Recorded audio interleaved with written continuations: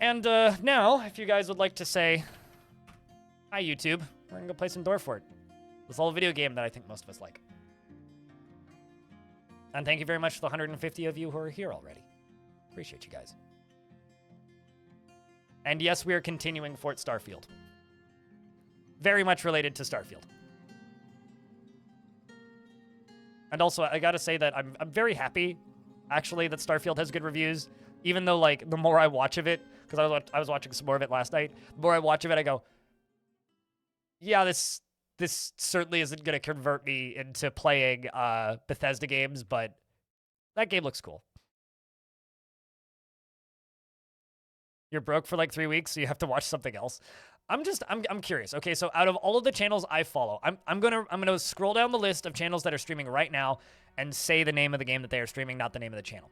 The Order 1886. Okay, I will say this one. What the fuck, Lyric? Starfield, Just Chatting, Door Kickers 2, apparently. Armored Core, Teamfight Tactics, Genshin Impact, Starfield, Baldur's Gate 3, Crusader Kings 3, Starfield, Mechabellum Chess, Starfield, Rimworld, Just Chatting also is playing Starfield, but she's on lunch break, I think. Baldur's Gate 3, Mutant Year Zero, Starfield, Crusader Kings 3, Starfield, Baldur's Gate 3, Starfield, Deep Rock Galactic, Dwarf Fortress. Empty shell, just like Fallout 4. Hey, hold on. Important Starfield content. Starfield...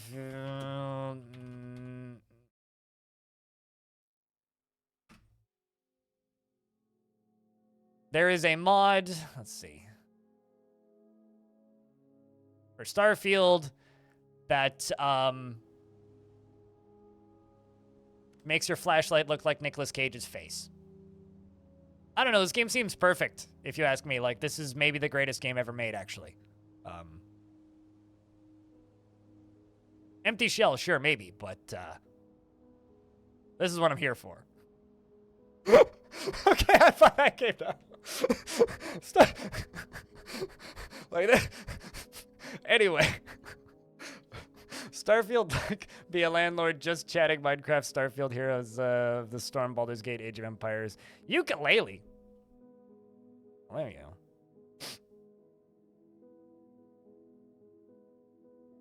Installing just for the spotlight. I mean, that's fantastic. Okay, someone else needs to put like make one with Total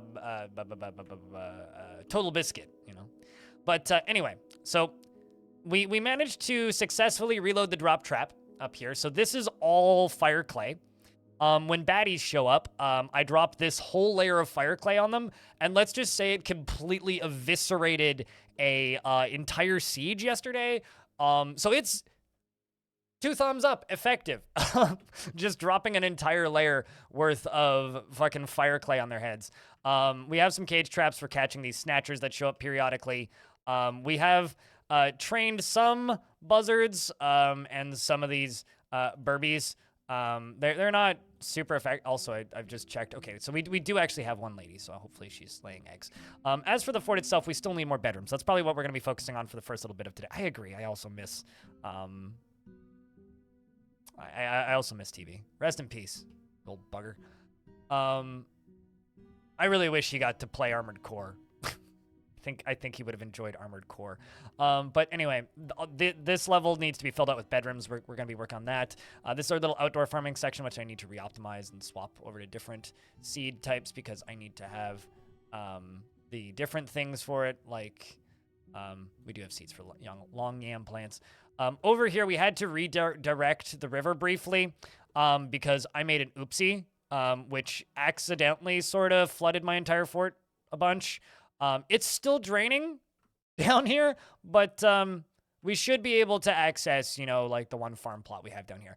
Fortunately, the whole fort is now very, very irrigated, which is, you know, not a negative thing. And the hysterical bit was the fort was like way heavy on like the upset side, but now that we just spent like the better part of a year running up and down these stairs with mist spraying because like there was just a torrent of water coming in from here, actually like improved the generalized moods of the fort by quite a significant margin. So we're going to be finishing up cleaning that up, and then once this lower area down here is done, we have this little stair here that is designated to go down to here, and we're going to use that to drain out the bottom and gain access to our tombs again. But we're just going to drain it off the map out here, and it should be fine.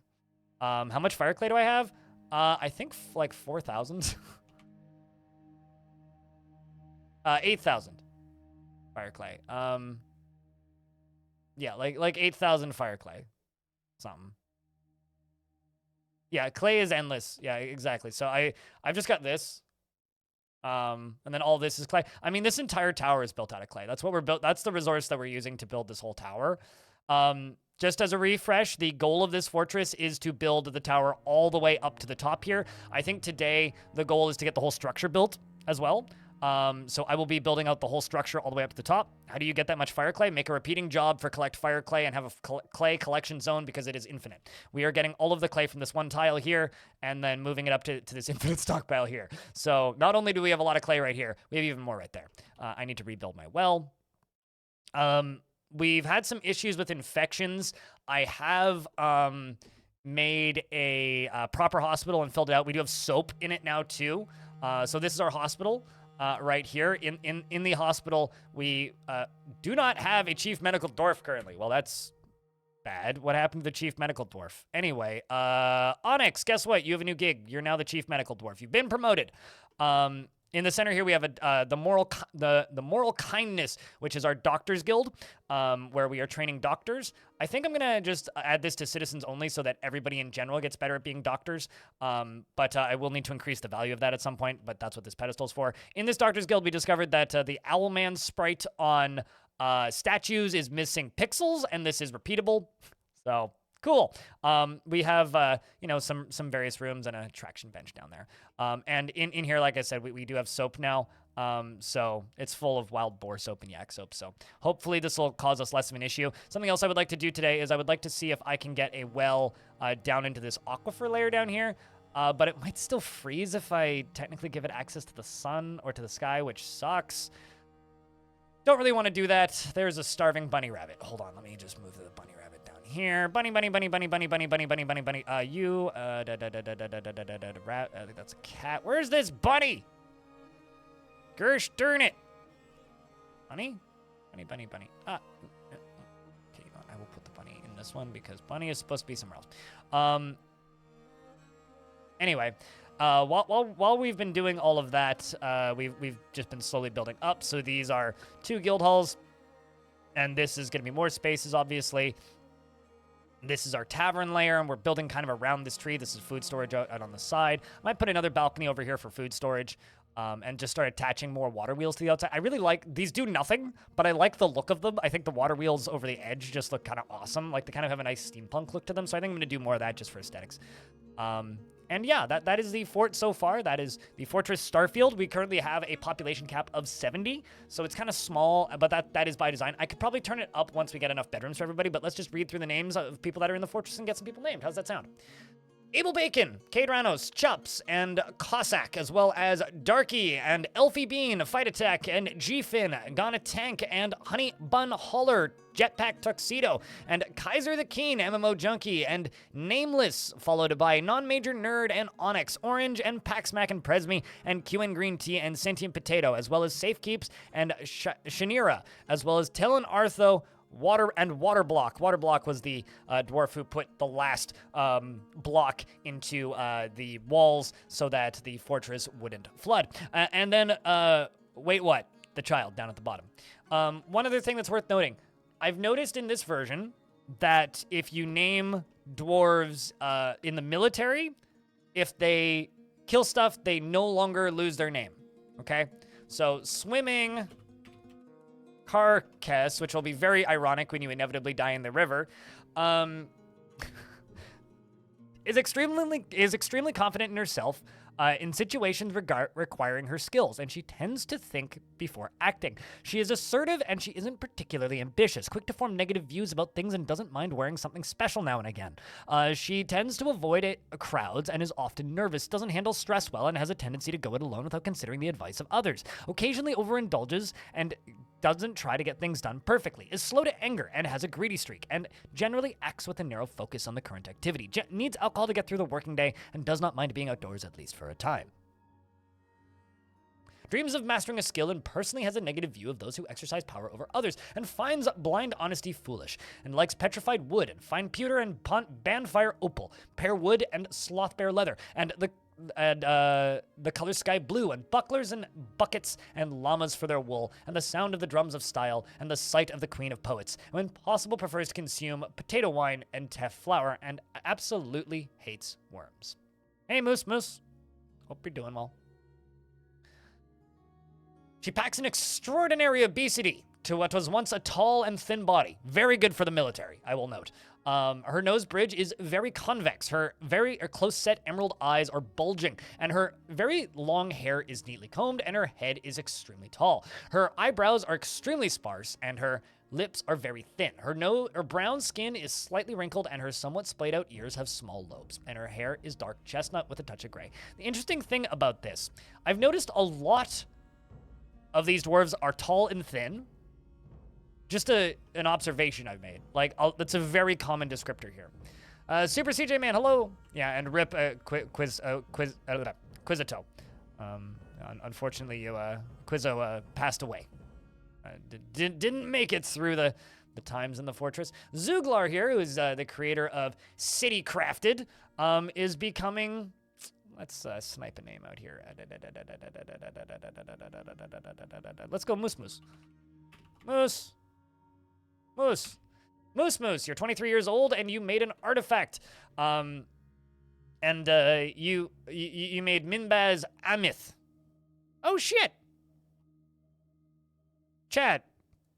Our friend Moose Moose, who I just unrelated gave a dwarf to, swear I didn't do that because I knew that they were gonna give me money, is giving away 5 of these, ! Enter for a chance to win a free mug. Right now. Caps don't matter.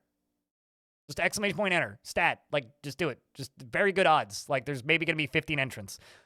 Get in, just get in, just type in ! Enter. Just do it right now. You have 30 seconds. Just type in ! Enter. This to win a mug. Thank you very much, Moose Moose. Hope you've been well. As I get back to reading this. She has a profound sense of duty and obligation and tends to assume that the worst of 2 outcomes will be the one that comes to pass. She tends to think before acting, and she is quite comfortable with others that have a different appearance or culture. She does not often feel lustful, and she takes offered help and gifts without feeling particularly grateful, and she acts impartially and is rarely moved to mercy, and she tends to consider what others think of her. She can handle stress, and she is not inherently proud of her talents and accomplishments, and she enjoys the company of others and begins speaking in monotone whenever she's angered and needs alcohol to get through the working day.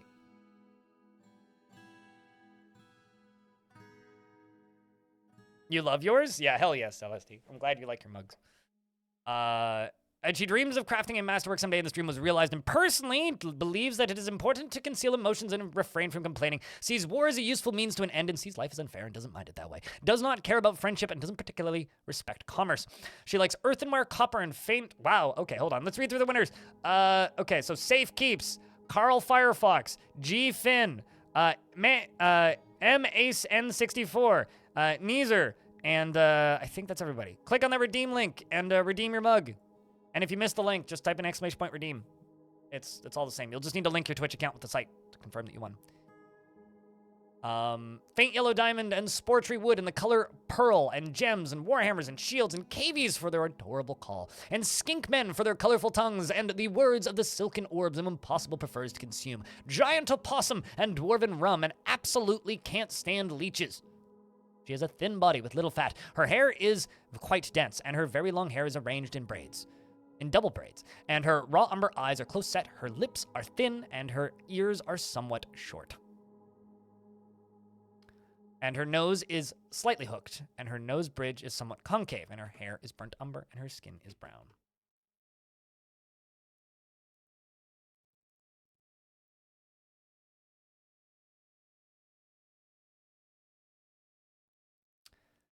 And let's go with someone else who hasn't had one in a bit. Lay, B. You've been around for ages and you haven't had a dwarf in a while. You're currently watching a bone setting demonstration in the Doctors Guild, and truly treasures the company of others and does not trust others and is confident under pressure. Has great trouble mastering fear when confronted by danger and is extremely confident in himself in situations requiring his skills. He is not inherently proud of his talents and accomplishments, and he finds helping others be emotionally rewarding. He is quick to, probably why he's actually in the Doctors Guild, I would guess, and finds helping others be emotionally rewarding. And he isn't given to flights of fancy and generally acts impartially and is rarely moved to mercy. He dreams of creating a great work of art and personally values decorum, dignity, and proper behavior, and prefers a noisy and bustling life to boring days without activity. Values sacrifice and doesn't see cooperation as valuable.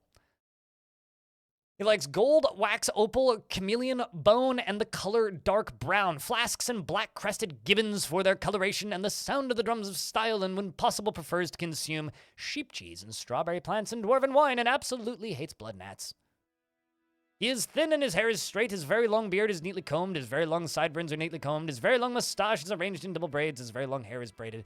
He has high cheekbones and a round chin, and he has a scratchy voice, and his protruding copper eyes have large irises. His somewhat broad nose is quite long, and his lips are thin, and his pale brown skin is slightly wrinkled, and his hair is goldenrod with a touch of gray. Welcome to the fort. Learning from Onyx, it looks like. Yep, Onyx is teaching the bone demonstration and is very satisfied after teaching bone setting. The pig is very relieved after being near a waterfall and blissful after becoming a parent and feels adoration after giving birth to a girl. Has quite a large family, too, and her eldest daughter being an adult. Mum's also in the fort still, too. This whole family tree of piggies. If you want to be a pig, I could also give you a pig, Chad, for clarity's sake. And then I will do my best to not accidentally slaughter you. But, I mean, no guarantees there. Hey, look, it's G-Fin. G-Fin feels a strong need to pay back any favor done for him. Actually has completed his great work of art and still likes earthenware. There's Honey Bunhauler and Abel Bacon and Paxmac. A bunch of named dwarves. Look at that. Everybody hanging out. Here we got Swimming Carcass, who's making something at the craft store shop. We got Fight Attack hanging out here with Ton, meditating on fate, both of them, who, of course, is in the rather popular temple over here. Fanny Pack Gamer, thank you very much for the 11th month. I don't actually recognize that username. Did you change it, or do you just not speak frequently? But hello, Fanny Pack. Thank you very much for the 11th month. I feel like I should recognize that name, but... Oh, hi, Death. Hold on. I will update your name then. Cool ass car you posted that picture of on Discord.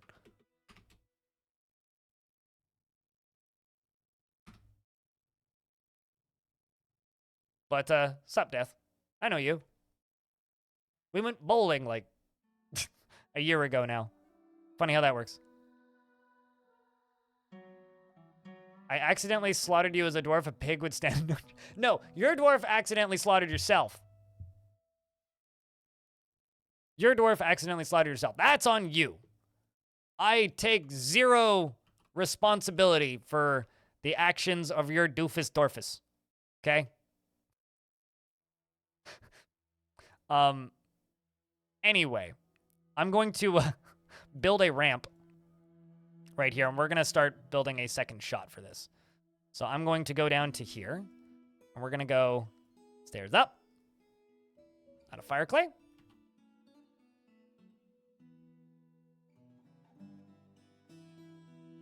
And seriously, thank you so much to Moose Moose for giving out all those mugs, chat. Definitely give Moose Moose a big thanks for all that, because that is kind of huge. But also, for those of you who like these updates, because I've been trying to be quite consistent with them. Oh, interesting. I have a brand new tab on the...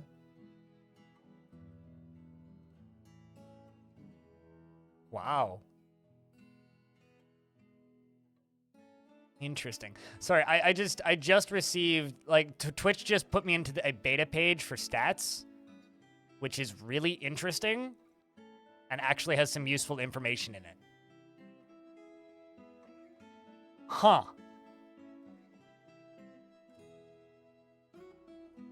Interesting. Okay, I will have to look into this more off stream. But the thing I was going to do is I was going to go over to the subscription section, search by month of September. We are currently at 91 total Partner Plus points for the month, and we're only on day 6. We need 350 by the end of the month. I think we're on good pace. Pace is pretty good. I gotta say. Pace is pretty fucking good. Well, thank you to everybody who is keeping those subscriptions running, because hot damn, the little channel may actually make it.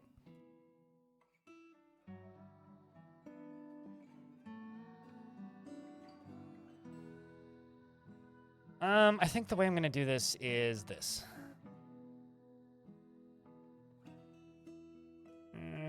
Actually, let's be careful about this so I don't accidentally drop things. I'm going to do this out of fire clay. And I'm going to put a bridge along the bottom here.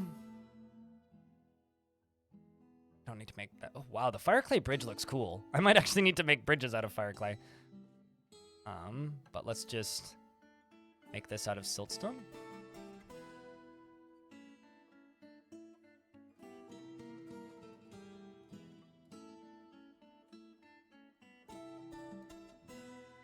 Your team's being disbanded. Okay, that's good that you're not out of a job. That's kind of terrifying, though. Like, that's got to add some stress. Shit.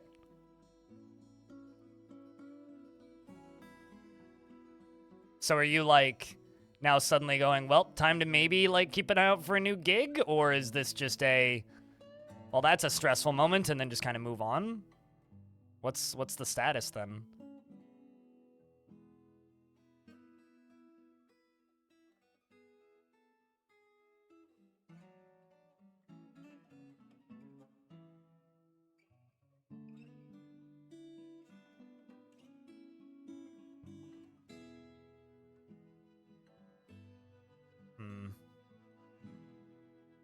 Should get rid of this.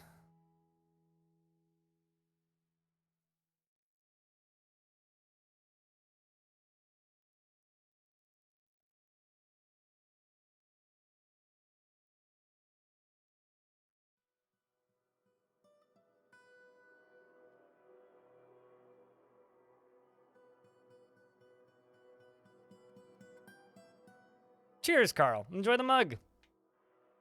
You never win any. Here's the thing, like, those mug giveaways are pretty good odds, right? Like, it's kind of funny. The last day at PAX, actually, there was a manufacturer that makes, like, monitors and screens and peripherals and stuff, giving away, like, this super fancy, like, triple monitor setup. And there was literally nobody who'd entered yet because the hall that they were in was pretty dead, all of PAX. And it's like, they're just like, hey, please enter, because, like, we need to give these away. Literally they couldn't because, or like nobody had entered yet. So they're just like, if you enter and this was at like 11 in the morning too. So like an hour into the day, they're just like, if you enter now and show up at 5, you're like basically guaranteed to win. But our bus left at 4:30, so I had to head back to Canada. Otherwise I absolutely would have.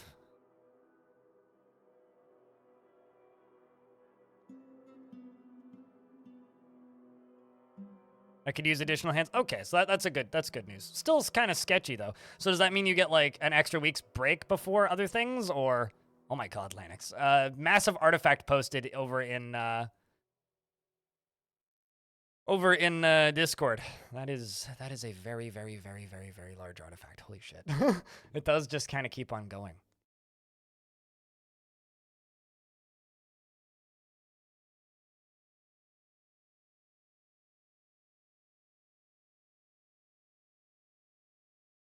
I mean, I believed you, but yeah, that is very similar. I'd have to go look at like the screenshots of mine again to tell you how many lines it actually had to know how comparable they are, but jeez.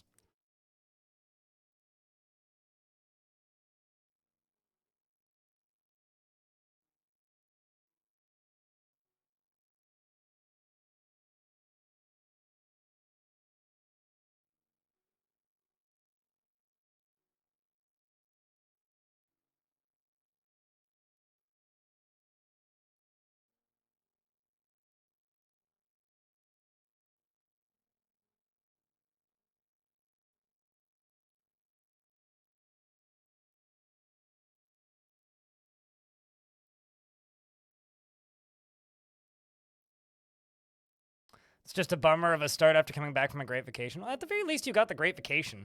I know that, like, a lot of people in the world don't even get that these days, so at the very least, you get the vacation side of things.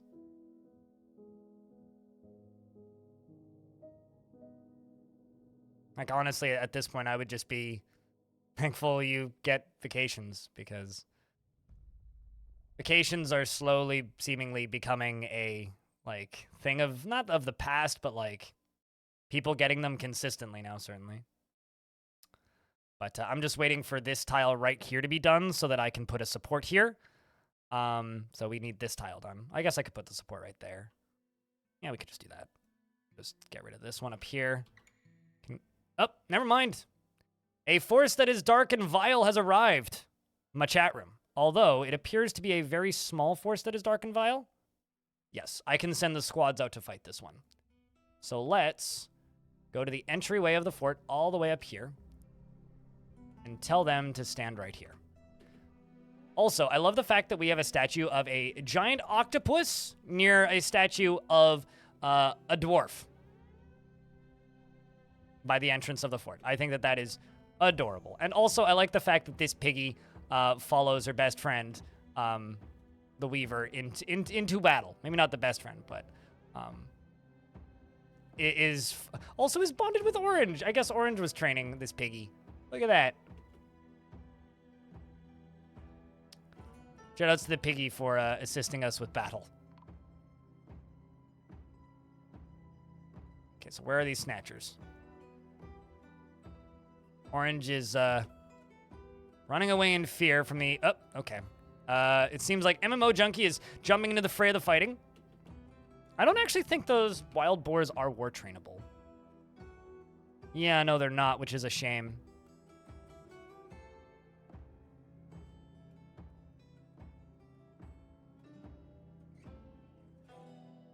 Just need to... Also, good news, Todd Coward is still alive. I haven't gelded him yet.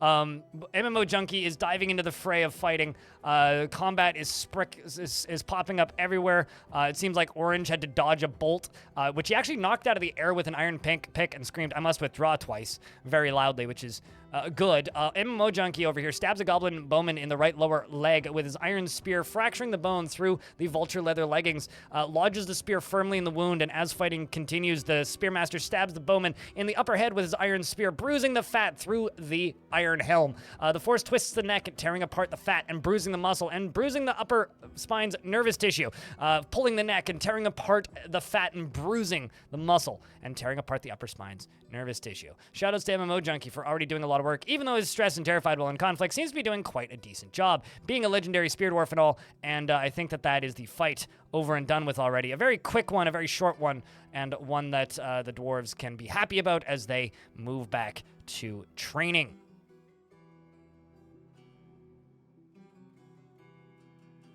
And I don't think that we have anybody recovering wounded, but it's worth checking. And I do have one soldier with no activity. What are you doing? Oh, you're tantruming. That's not good. Onual, I need to get you out of the military. You need a new job. You are fired, in fact. Friend, do I have anybody who... Okay, you're a competent spear dwarf. We'll throw you in. Anybody with any kind of spear skills that isn't Onual will be tossed in. Grand Master Spear Dwarf. Well, you are already in the squad and was just removed. Sentient Potato is also a Grandmaster Spear Dwarf, but keeps going insane. All right. I'll have to find other dwarves that'll fit in the military. Todd Coward outlived you. Yes. This is true. Yes, Todd Coward did in fact outlive you. I'm sorry that I am incapable of keeping my dwarves alive. But at the very least, like you had quite a bit of success in your career as a dwarf, right?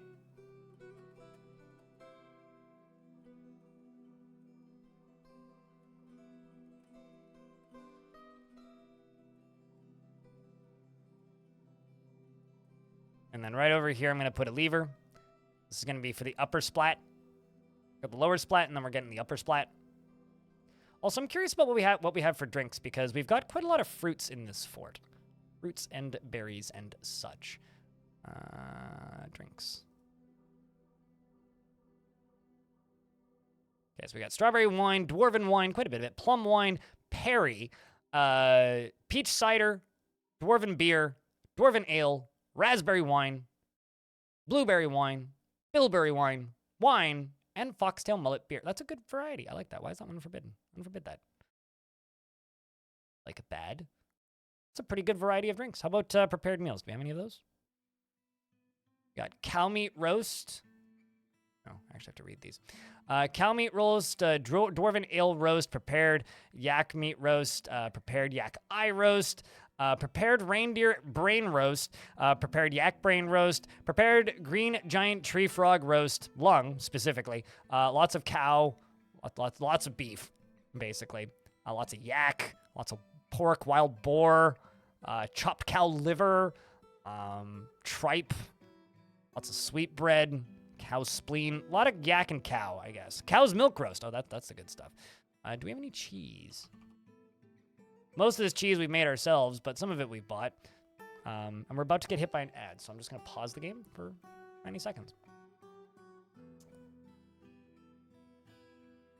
That is just wine? Yeah, no, we have grapes on the map, I think. That or we bought them off the humans, because I do keep buying them.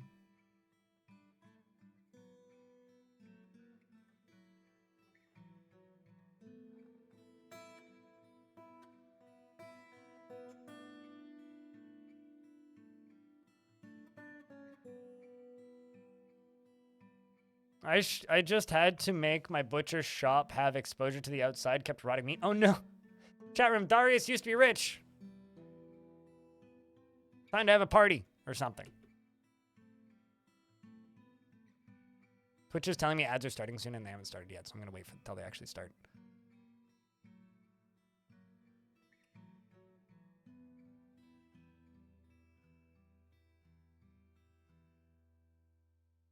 So now that that's done, now the ads have started. For those of you who are stuck in ads,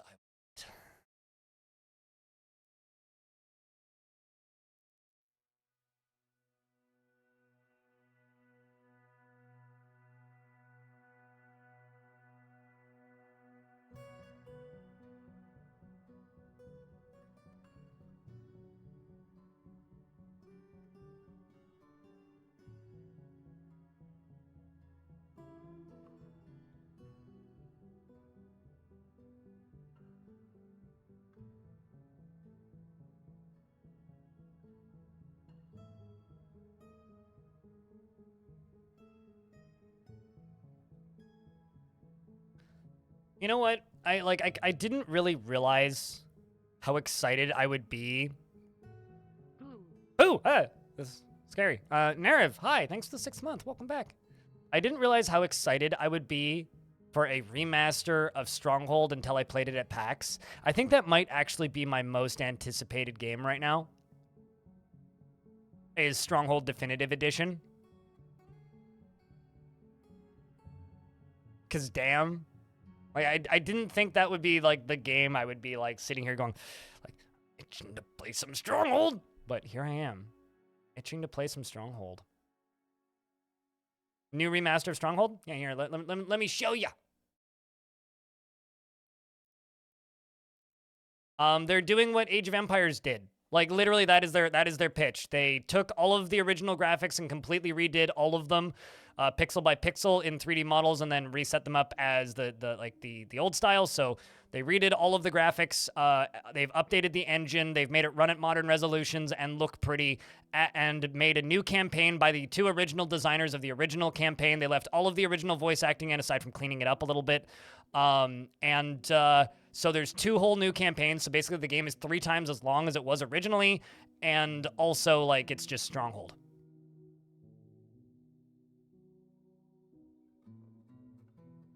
Whose stocks are too low, sire. Yes, I can't, and like the goofy ass voice acting still in there, so yeah.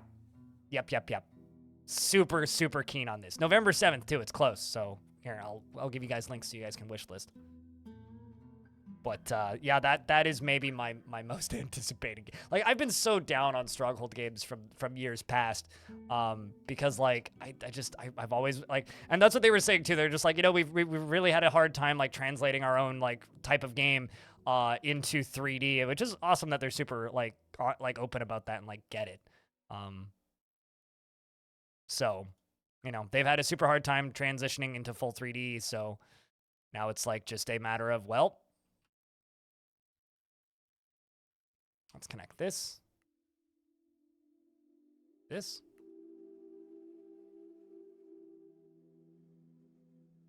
Cool. And then I can go along here with a bridge so that they have easy access.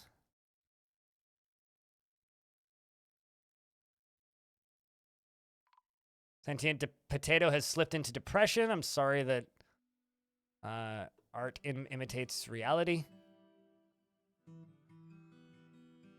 And Padinsky's just like, oh shit! You've heard it's great? Here's the thing. Do you like the idea of Age of Empires but wish it was just about building castles instead of like actually being good at RTS games? Because then Stronghold's a game for you. That's literally what Stronghold is.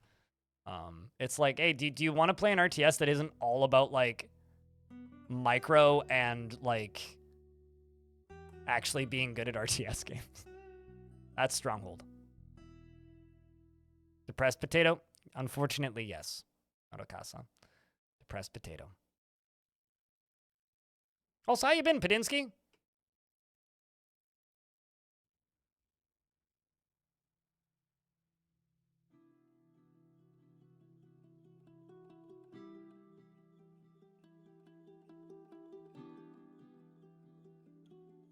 Yeah, Stronghold is literally like that. Exactly, Prismatic.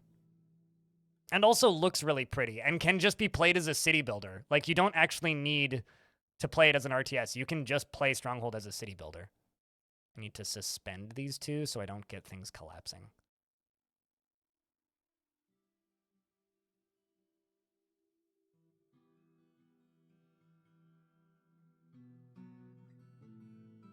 What if you want to play an RTS, but it's about army management and meta progression? Age of Empires 3 has that. Are you trying to reference a specific game that exists, or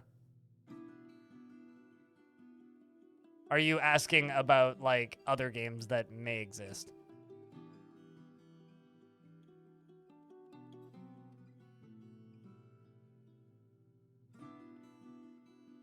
No, it's all good. ASEN 64.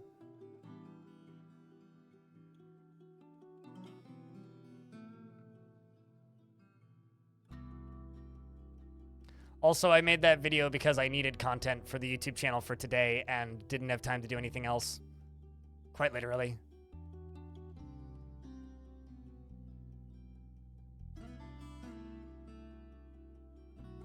Because yesterday I spent way too long like refilling my fridge, getting out to the garden, doing all that sort of stuff. Let's go down here and also work on housing, because we need housing. We've got that, and this. This area... Maybe I should just move farming down into here instead of here.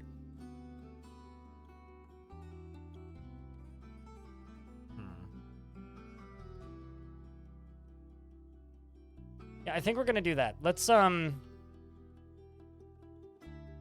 remove this and this.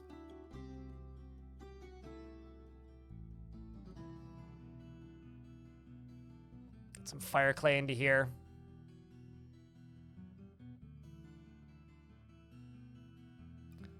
And we are going to move our farming section into this portion of the fort.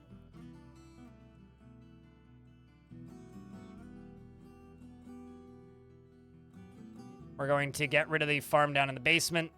We're going to farm right here. Although, actually, is this considered above ground? It might be. Let's see.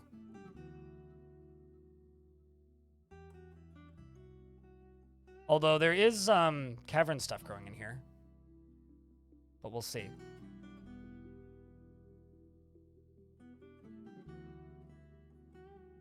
Oh, I never actually played CNC4. I played Red Alert and Red Alert 2. That was it.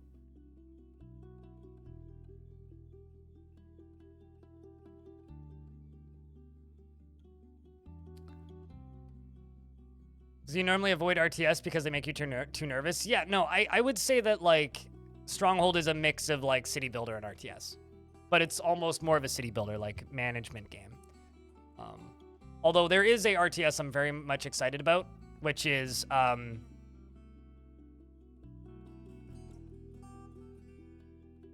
this. Dwarf. Not just because it's called Dwarf, but just, like, look at this art style. It's like, yo, this just looks like CNC. It's like, okay, I'm listening. I will play the campaign of this, and the soundtrack is a banger. Don't know if anybody will watch me play it, but, like, it's got a look to it, and the soundtrack is like,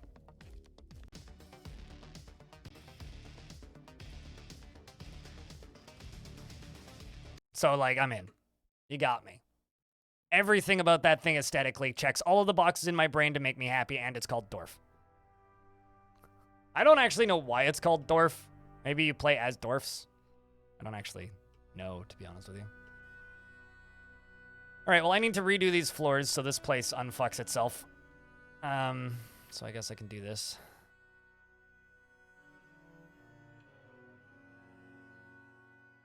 So it stops looking all ugly.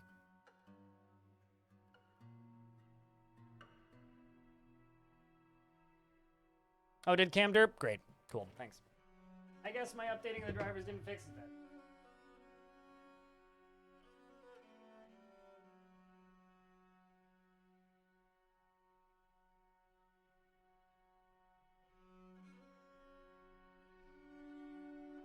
Oh, wait, so Cam didn't derp, and I didn't look, even though Cam was bad. Anyway, I fixed it. I broke it and then fixed it.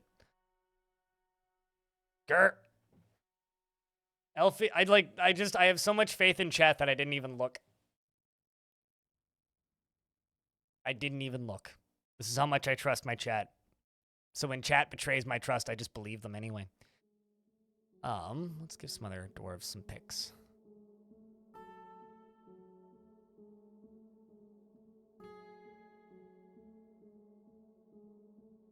You betrayed my trust. No, that's fine.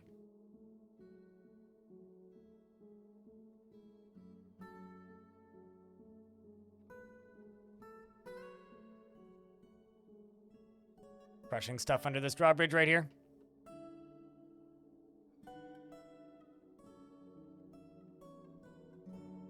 This is Moduwar. Moduwar.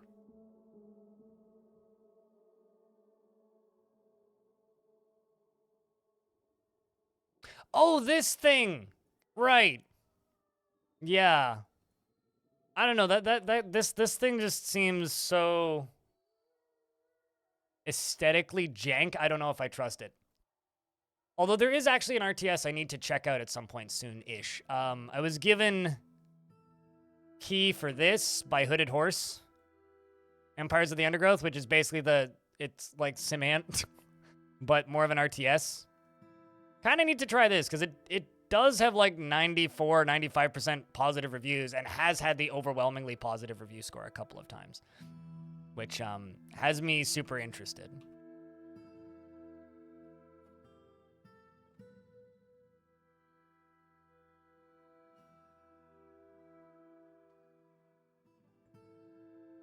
Oh, I understand why nothing's getting done. It's because everybody is gathering stuff.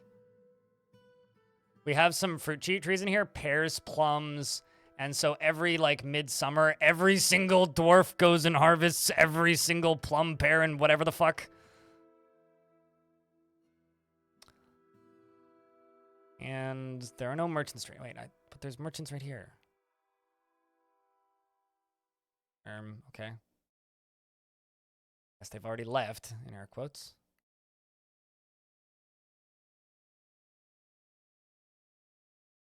Wasn't it literally called Toy Soldiers? I mean, although Toy Soldiers is a series of tower defense games, so maybe not Toy Soldiers.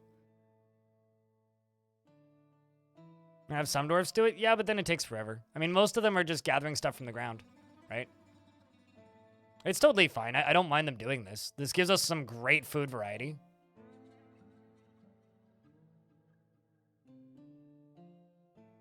It's time to milk Todd Howard. I mean, the cattle.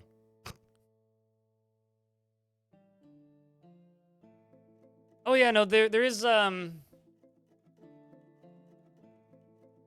trying to remember the name. It was like a first-person shooter on the PS2. Army Men. Army Men is a series of those. Yeah, there's toy soldiers and then there's Army Men, and probably some others. I don't know. It's a pretty common theme. There's also one that's like, what's it called? There's also one that is like a first-person shooter in the toy aisle.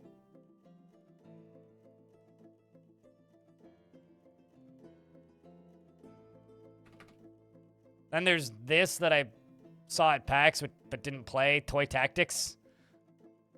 Which kind of has an interesting look to it, I guess.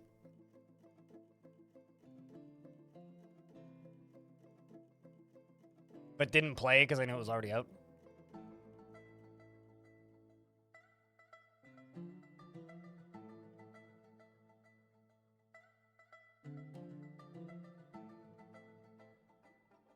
Resme, dreams of mastering a skill.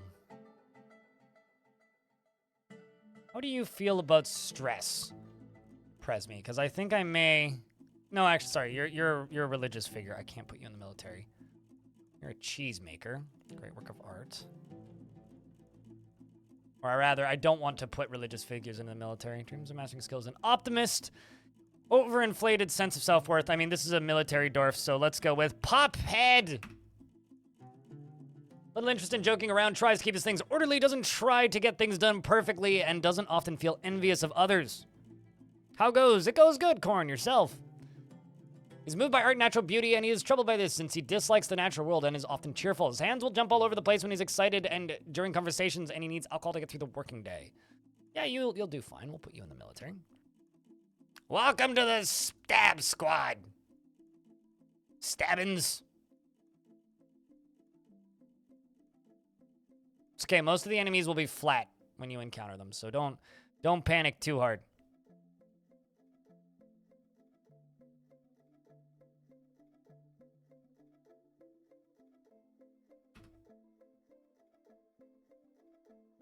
Also, you have very, very, very good trainers in charge of you.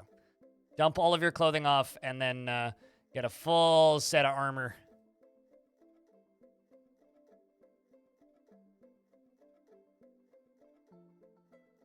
Well, you get finely crafted items at the very least. Dwelling upon seeing a dead body. I'm sure that's fine. I'm crafting a masterwork someday. Dreams of raising a family. Dreams of crafting a masterwork someday. You're a hunter. Already in the military. You dream of mastering a skill. To death! Yes. To die! It's a fortress to die for. One could say. One could say.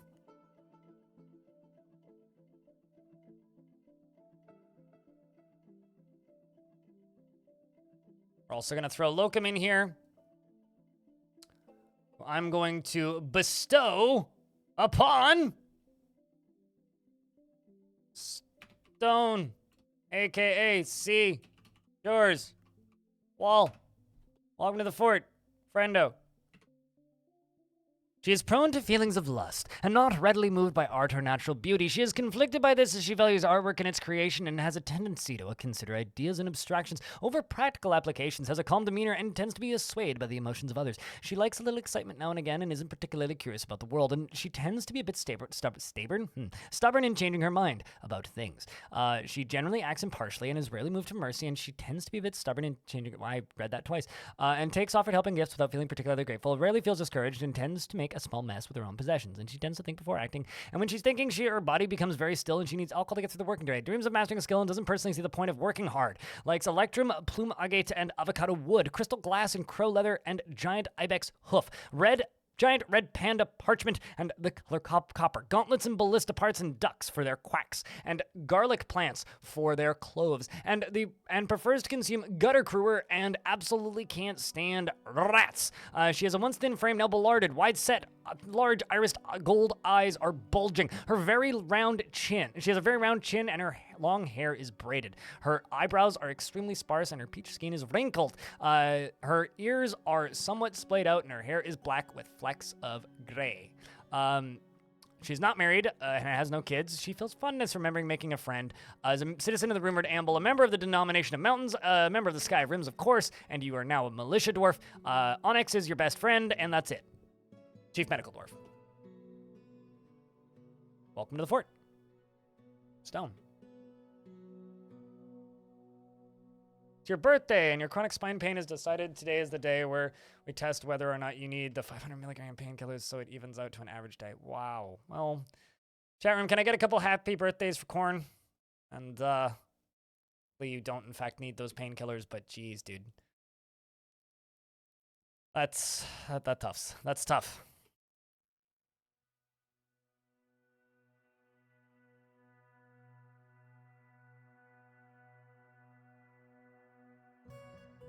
Investments doesn't like you today? Well, I mean, they have their moments. Happy birthdays regardless. Lumbar vertebrae are a scam. Yeah, I feel ya.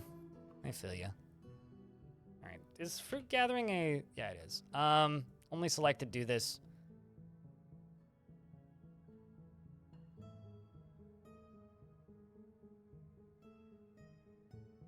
We'll just do that instead.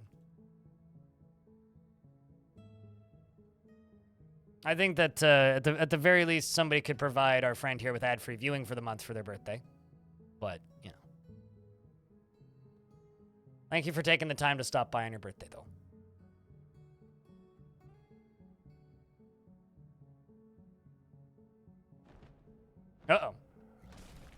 Uh-oh. Lanix, thank you very much for gifting Corn a subscription for their birthday. Welcome back. Or actually, it's good to have you. I think that might be your first sub. The Forgotten Beast, Gosmer Negalaxton. Nethgon Stalcob has come. A towering earthworm composed of solid salt. It has wings and a bloated body. Beware its webs. I am very beware it. Okay, so it's immediately shooting out webs. And fighting. With something. We're discovering the location of the cave fish people that are trying to assault our cavernous fortress. And then it vanishes. And then it's still fighting. Seems to not be having much trouble with it. Okay. Well. So the problem is I'm willing to bet it can get into the fort. I don't have a way to defend. This could be bad. Like, really, really, really bad. Can I get the danger noodle as a pet? I don't really have an angle to catch it. It depends on if it can fly. If it can't fly, probably. If its wings allow it to fly, probably not. But it also hasn't run straight into the fort yet, so I can try.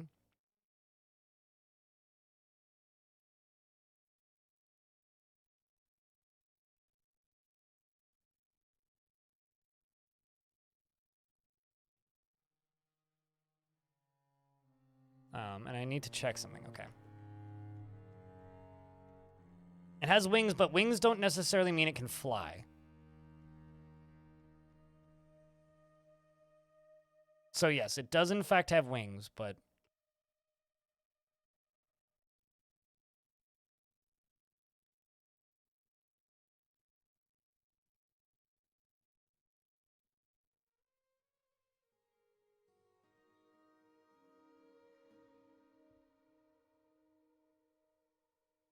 But yeah, I'm currently quite hopeful that it can't actually get into the fort.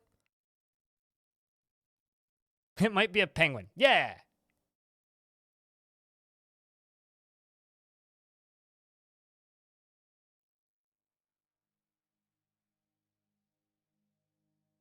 I think it's actually a worm, not a penguin, but...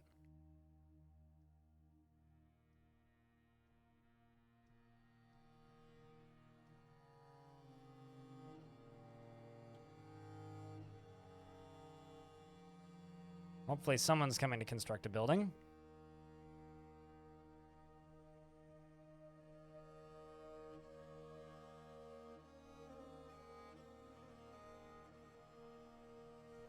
Looks like you. Yep, you've got the door. On Udib. Or dodo. Or like ostrich. I don't think ostriches can fly.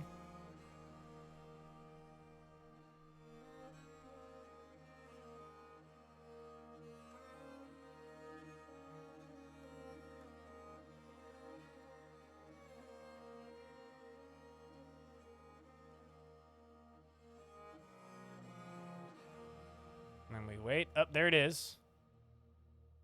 How many things did it kill? Killed a cavefish. It killed like 8 cavefish people. Still killing cavefish people. That's actually kind of scary that there's like cavefish people like right here.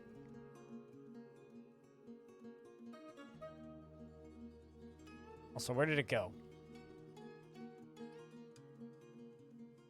Don't see it.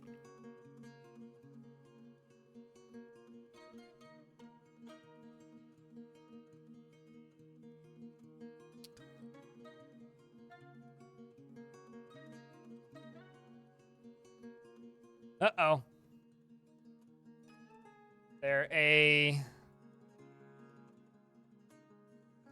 Okay, there are no visitors on the map, but somebody stole an artifact.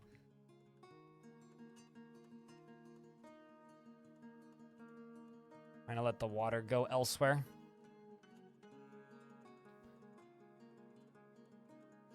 It's a penguin in a blanket.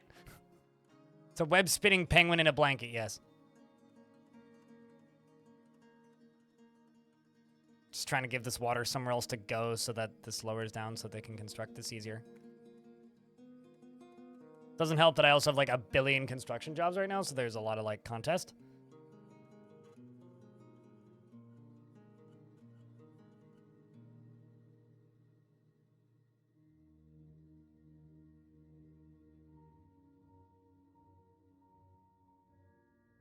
You know, I'm kind of shocked that Starfield hasn't outpaced Baldur's Gate player counts wise.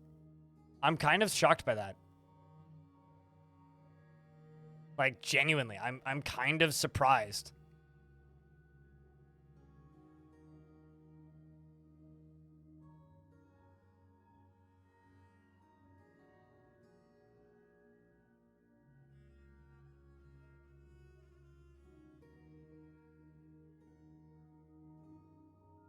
Yeah, no, I get that, but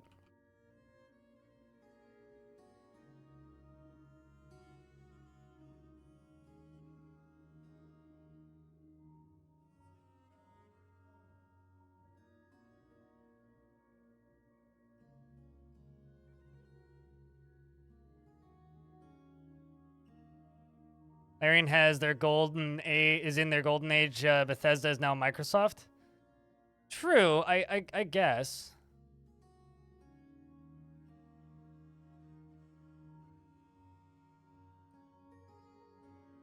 I guess I'm mostly just surprised, really. I was kind of expecting Starfield to like launch to like, you know, 1 million concurrent. Yeah, no, it does have a Nicolas Cage flashlight mod, so obviously it's like a perfect game. And suspend these again. Having to drain this water is going to be a bit of a pain, but... because it's draining so slow. Okay. You're suspended again. Because they have to get to it right when it happens to have 1. 1 of 7. Otherwise, they'll just dig right through, or they'll just cancel the job immediately.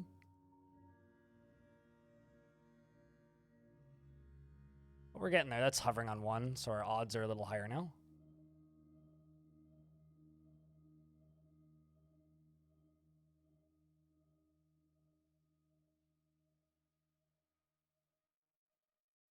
I mean, I wouldn't say it's a new IP. It's definitely the return of a very old IP.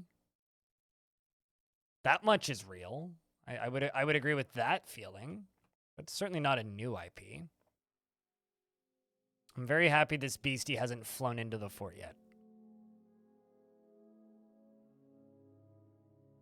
Also, is Diablo that bad? Because, like, I thought people were really positive on that game initially, and there's definitely been, like, a turn against it. Oh, yeah, Starfield is the new IP. True, true, true. Although, to me, it's just Fallout in space, which I don't... Does that count as a new IP? But, yeah, I guess. It is technically a new IP. Even if it's a very derivative new IP. That's the first one done. Now we just need the second one.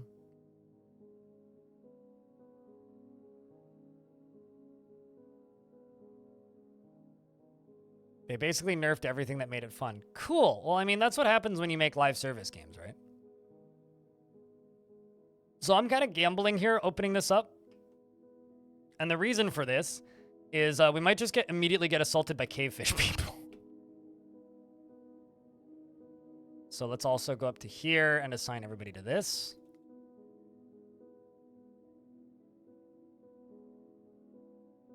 Where is the Webby Danger Noodle?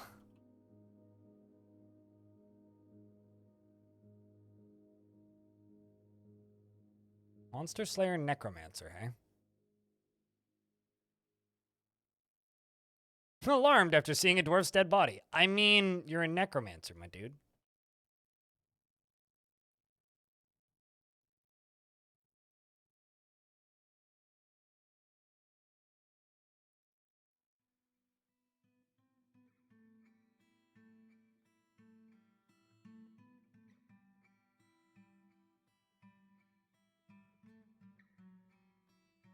Something walking there. I saw the water spread.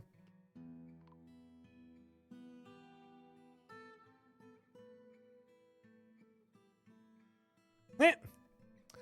Good luck out here, Monster Slayer.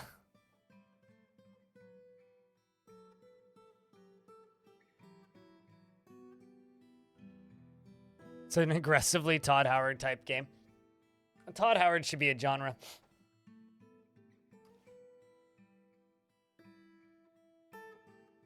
Out of curiosity, what do you think were the first dwarves in history of Dwarf Fortress born with the innate craving for alcohol, or is dwarvish alcohol dependency a evolved trait?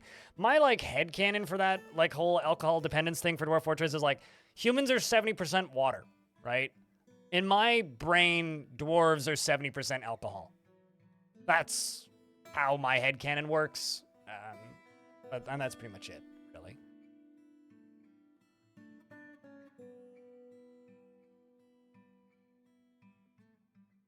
Yeah, exactly. That explains how they burst into fire and like burn for forever and all that. And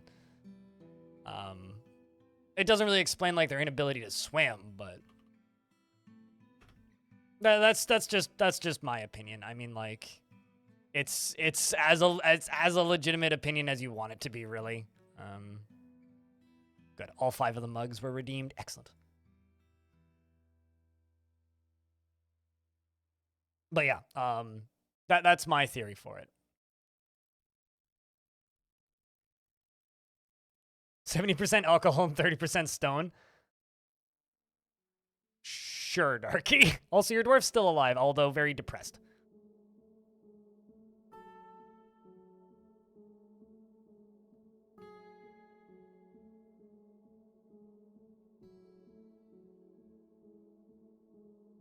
Premium content every time you pause. You know, sometimes people talk at me kind of funny when I talk about how I really hate the way that live service games work. And then some people like don't seem to fully grasp it. It's like I hate live service games because they like push that type of development. The oh, well, obviously, you know, what they push that kind of feature design and system design of sell as much as possible to the player, and that directly benefits them for doing that, and that ruins games for me.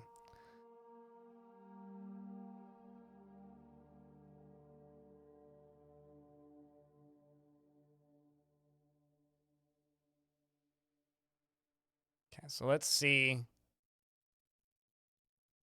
Oh, noodle dead. Never mind.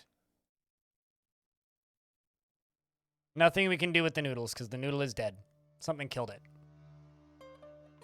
Fuck if I know what, but something killed it. I would assume probably some lucky cave fish.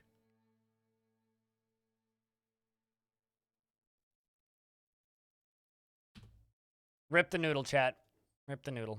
We can go back to what we were doing previously.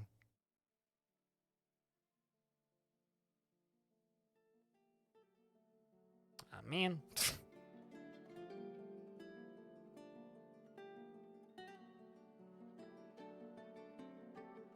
It's kind of annoying. K-Dranos meets with the Outpost liaison and they say, I am the liaison from the Mountain Homes. Let's discuss your situation. And stuff's still the same as ever. We request iron bars and they request plants. Well, that's pretty easy, actually. If I could remember. Which usually, surprise, I don't.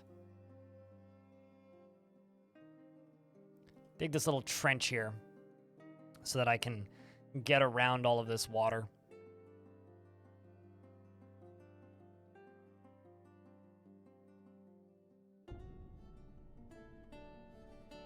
And hopefully not drown my dwarves in the process.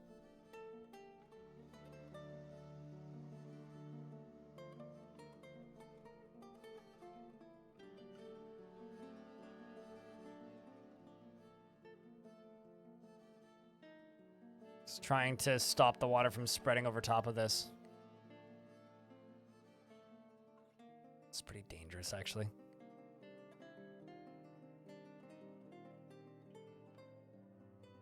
Wonder how the swimming skills are doing. Novice swimmer. Ooh. Turns out that wasn't very effective. Well, that's very unfortunate.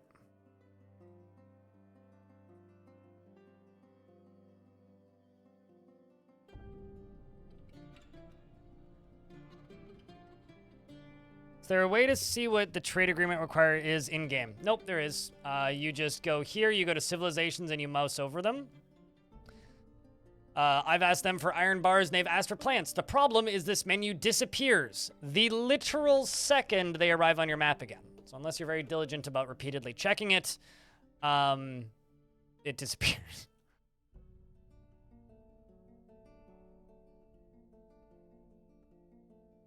I kind of wish that there was like a little dialogue bubble or something so that when you talk with them, they say, last year we requested this. I hope you've prepared some or something like to that effect.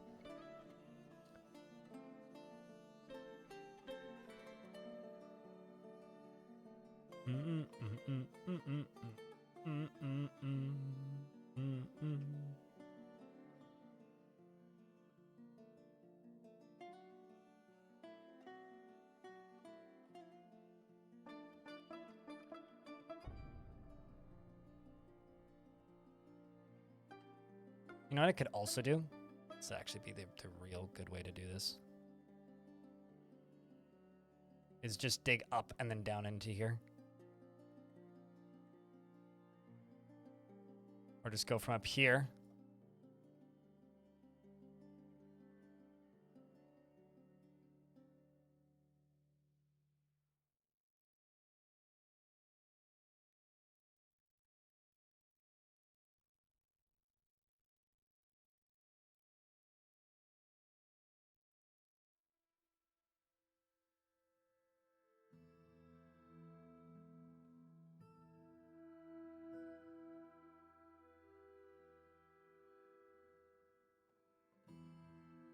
And then let's go down to there instead, and then just get rid of all of that.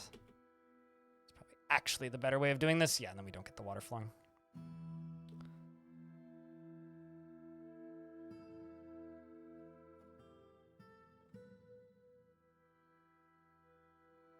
in like 2025 when they finish up adventure mode. I really hope adventure mode is done quicker than that. Like, I realize that a lot of people are very not optimistic. I think I'm, again, more optimistic than people in this regard, but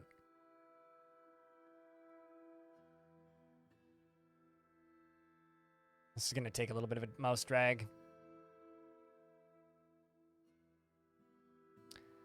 I don't know. There's a little like dollar symbol next to it. I think there's a symbol next to it. I know that when something isn't allowed to be sold, there's a little X on it with a little map next to it to like tell you, oh yeah, that is contraband. You can't sell that. Like if it's been banned by a noble, there's an icon. Same with elves. It's got a little plant icon if it's good. And I think the text color changes.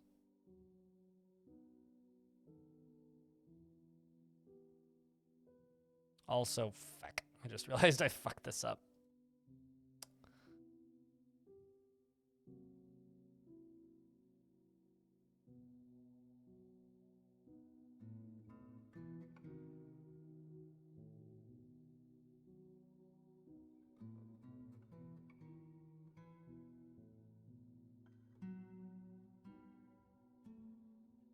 And then here I can go back to the stamp tool.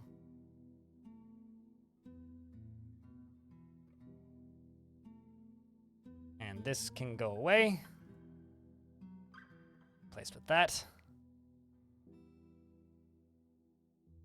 You can do this, and then we will just channel that corner out.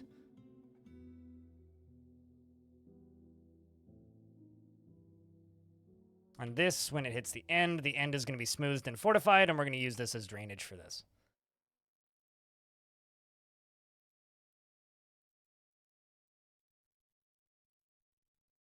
Yeah, basically, yeah, they pay double for whatever the item is. So if they ask for something like goblets, you'll get quite a lot of money for them. Also, I totally missed training because I'm worrying about this instead. That's fine.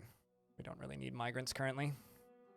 Does lower my reputation with the main faction, but not a huge priority at this exact moment in time.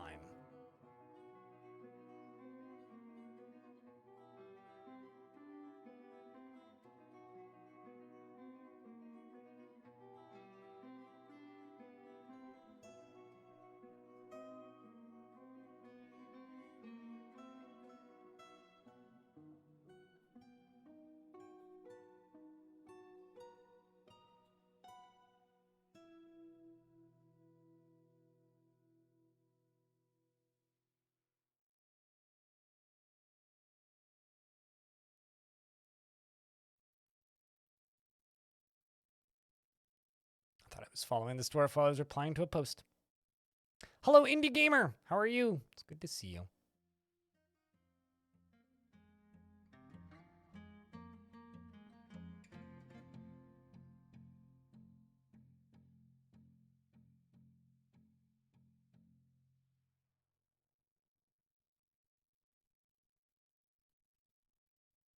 You know what's funny is they used to. Like, it seems like in this version they don't, or if they do, like, everything just has, like, a minimum base price, and if you hit the minimum base price, then they don't reduce the price. But I got to a point once trying to do the mug economy meme in version 47, and it got to the point where mugs were, like, worth less than, like, corpses, which are worth nothing. Like, it was literally like they wouldn't buy them. Like, they had no value. So I could give them to them for free, but they wouldn't purchase them from me in exchange for goods. Which is quite funny, if you ask me.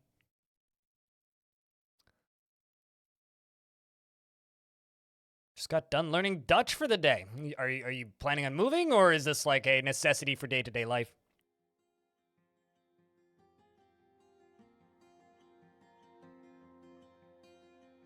Oh, probably. Like the mug economy, that seems like a Quill 18 shirt, probably.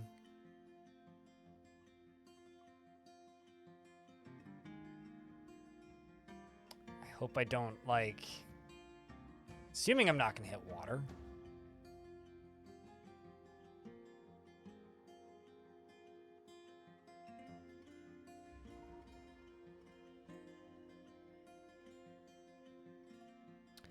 And we've got an artifact that started, which is Chups, and he's claimed a clother shop. I will check in as soon as I've got this job queued up and ready.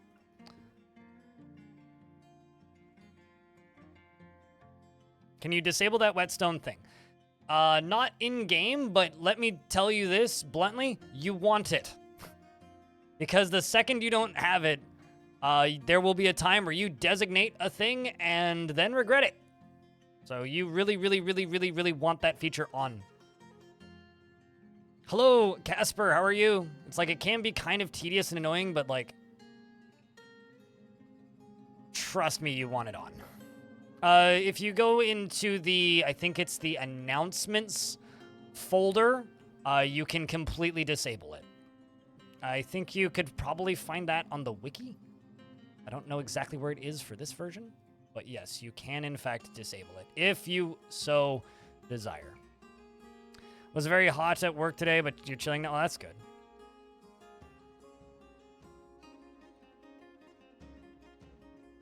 Anyway, so this will now drain off the map and slowly give us this back. Slowly. See, there you go. Already draining.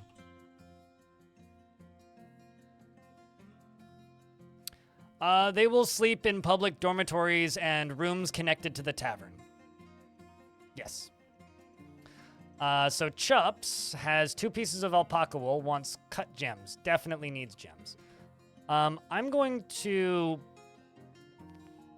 I really need to actually move this jeweler shop. Let's move this jeweler shop down here. Let's go workshops, jeweler, right here. Got 700 iron bars. Well, that's good.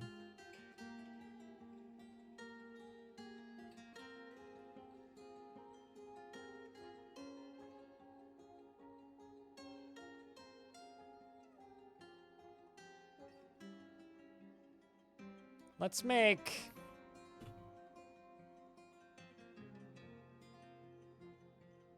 $25 iron bookcases.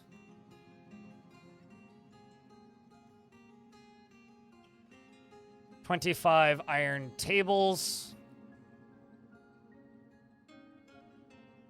And 25 iron thrones. I know that that's a lot of material, but I have a lot of other things. And also, let's check how much charcoal we're at right now.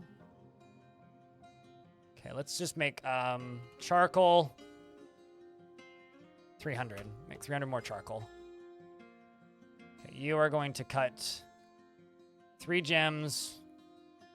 And I'm going to follow Chups. I need to make a stockpile for uncut gems right there.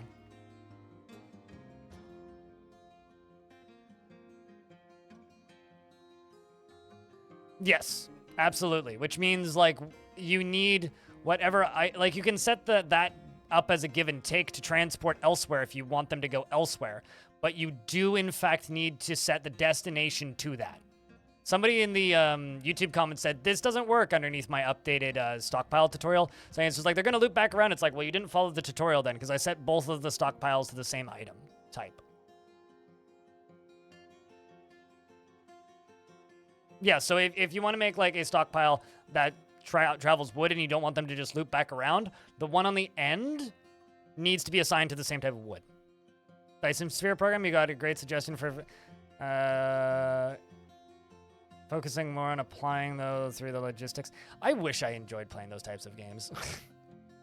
Stoneware bricks, reindeer calf, cow leather, iron bars, fungi wood logs, fungi wood logs, boar leather, cut gems, and 2 pieces of alpaca wool cloth. And it's a clother shop. You're afraid your finger might get stuck in a cogwheel. I love looking at Factorio. I don't like playing Factorio. I find Factorio to just be a lot of work.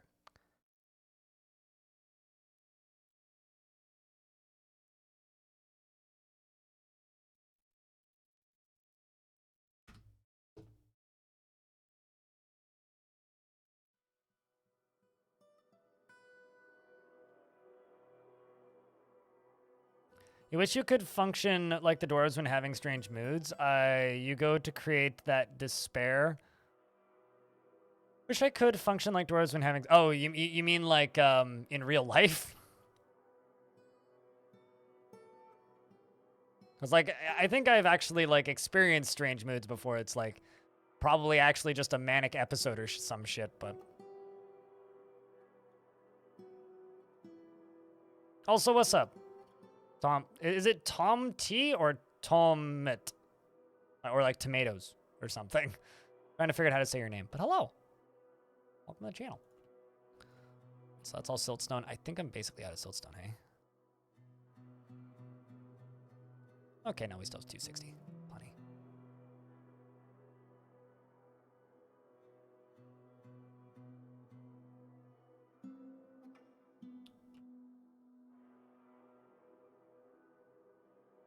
Let's unforbid these two. And continue this.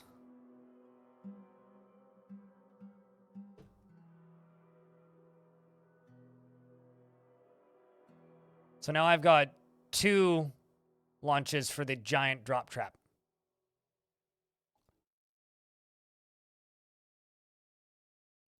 You loved Factorio, but once you planned out and built up your mega base, you couldn't find the motivation to do it over again. Yeah, no, I think that's probably most people. But I don't know. It's just there's so many of those games. They all look so aesthetically cool. I don't know. I wish I liked looking at them so I could play it. If that makes any sense.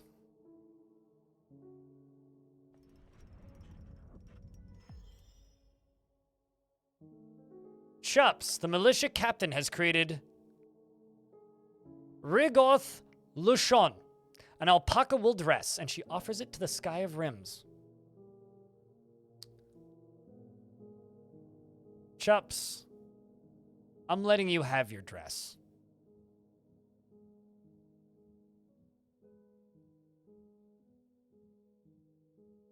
You get to wear your dress because the soldiers in this fortress do not actually... I like how carrying 2 pieces of cheese. That's very dwarfy. They do not actually get to wear clothes as part of their uniform. And Chups, I'm also going to go into here and equip body wear specific. There you go. And confirm. So Chups gets to wear that as well.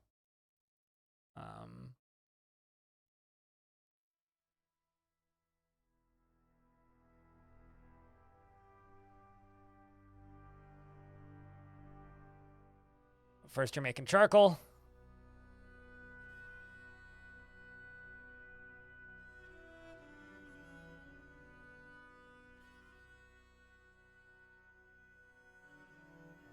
Blueprint building to try over and over and tweak. Yeah, and see, and that's largely the part of those games I don't like. Ambivalent after putting on a truly splendid item. Well, you have your truly splendid item now. That's actually, like, pretty effective extra armor, to be honest. Yeah, you know, water skin has bilberry wine and then cow cheese, and I like that. This is an alpaca wool dress. All craft store ship is of the highest quality. It is encrusted with trillion-cut pyrites and decorated with alpaca wool and encircled with bands of alpaca wool and fungi wood and cow leather and reindeer bone. This object is made from alpaca wool cloth. The thread is midnight blue with dimpled dye. This object menaces with spikes of iron. On the item is an image of Asprey, Dinner Drums, the human, and Enjoyed Tribes, the giant dingo in wild boar leather. Enjoy Tribes is striking down Asprey. The artwork relates to the killing of the human by the giant dingo, Enjoy Tribes, in the greatest swamps. Yeah, that's where Trump lives. In 107. On the item is an image of Murget Tarnished, the lead spear in stoneware. Greatest swamps, definitely Florida.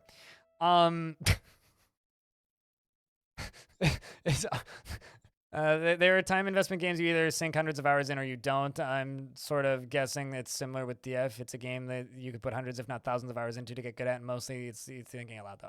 Yes and no. The thing that I've learned about those types of games is that if you play a lot of them, that's not really what I wanted to do. If you play a lot of them, and really enjoy them, it's very easy to pick up the other ones.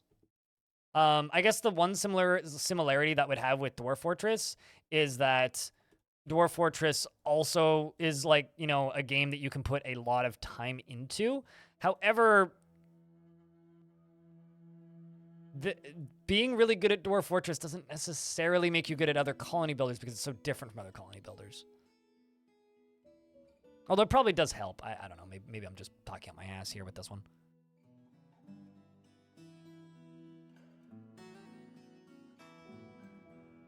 Oops, that's not the one that I wanted to rename. Bodies. Gems! That's what I need. Had to stop.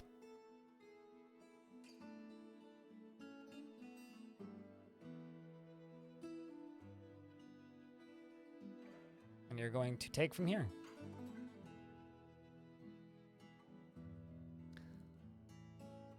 Let's just cut gems X10.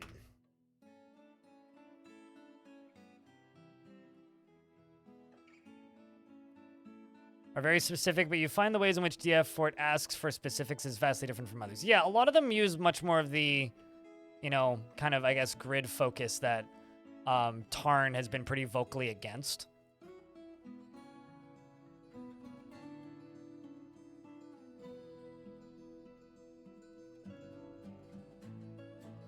Which is, I guess, kind of very much the RimWorld way of doing things. I don't actually mind that way of doing things. I prefer the Dwarf Fortress way of doing things.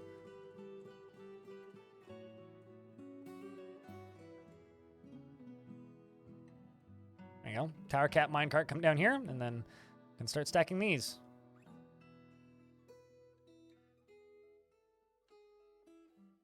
How does this game handle channeling everything from right under the surface down into the fun zone? Well, you'd have to go through bedrock. The only way to go through nothing can penetrate semi-molten rock. Nothing can actually break through it with the exception of channeling up. I've never tried caving something through semi-molten rock.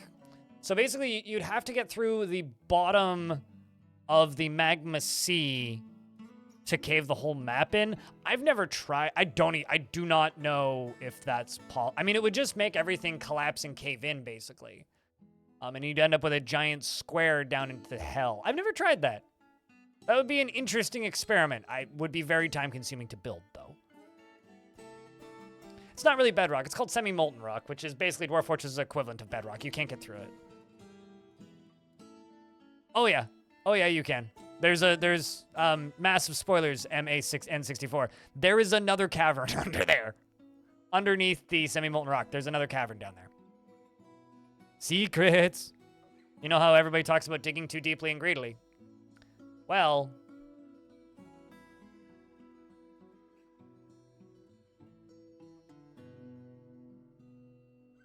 called towns? I don't agree with towns. Probably actually no Moria. Like towns it's a video game, yeah, but I would say it's actually no Moria. No Moria is that game, in my opinion. So is no Moria in regards to games that are dead, but let's see if I can work on more of this.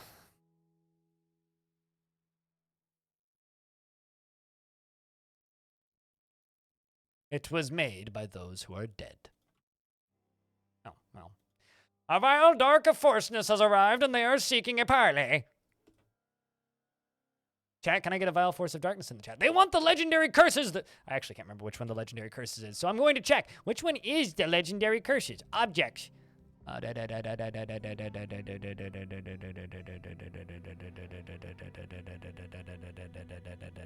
Which one is the legendary curses shit?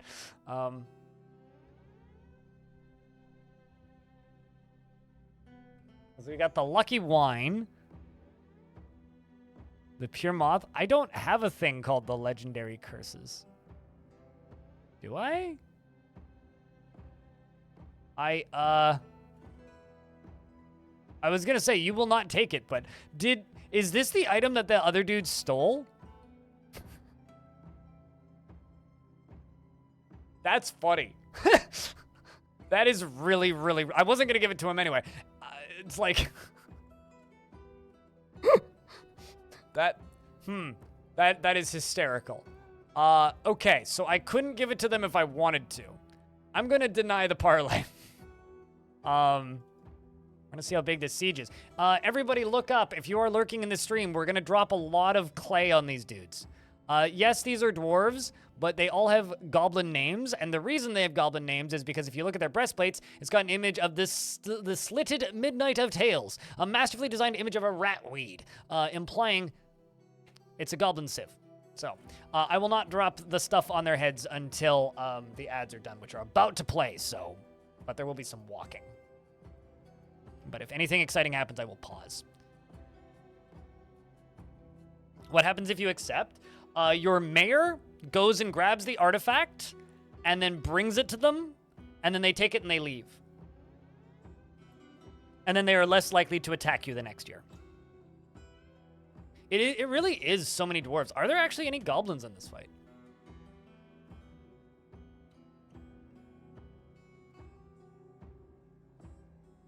Yeah, it is almost it's entirely dwarves. But they all have goblin names. Bax, Astu, Nako, Osta, Axmu, Olungo, Zolok, Kutzmob, which is kind of scary because it means they can go into martial trances, which actually makes them pretty strong. What did you miss? We're getting sieged right now, is what you missed. So nothing. Oh, and a Forgotten Beast. Super CJ.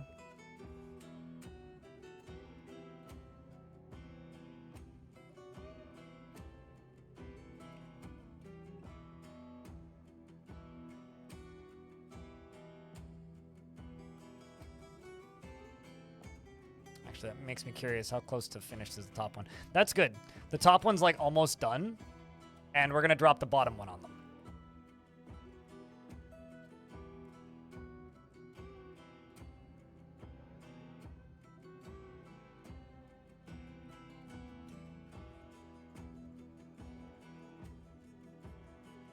Ads are done now. Oh yeah, no more free weapons for sure. I mean, I should make a Lasher squad actually. Maybe make this squad into a Lasher squad or something. Because I wonder if we have enough whips. We might be getting there. 1, 2, 3, 4, 5. Yeah, we're getting there. We're certainly getting there. What are Lashers? Lashers are... Fuck. Lashers are... I'm going to lock that. Lashers are dwarves that use whips, or goblins that use whips as their form of fighting.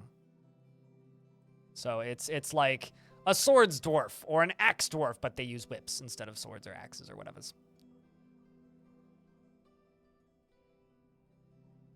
Band members from really? Trees are... Oh, really? You last played in like single tile trees era? If you played in single tile trees, look at this. Yeah, no, the trees look like this. Like they just like mess up the entire map now.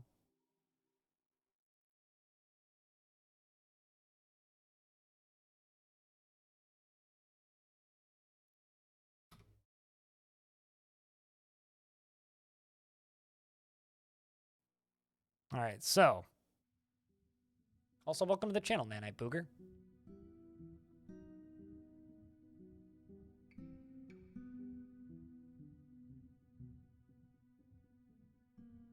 So there's a cat just taunting them. He's like, oh, look, Dwarf, friend. Oh, no, God, no, Dwarf, not friend.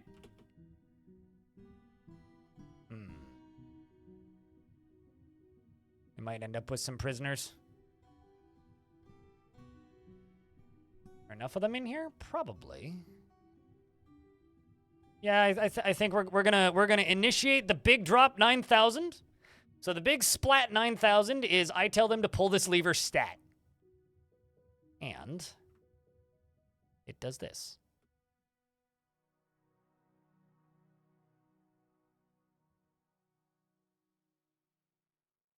Well, Buddy here appears like he's gonna get through. and is stuck in a trap. Anybody pulled the lever yet?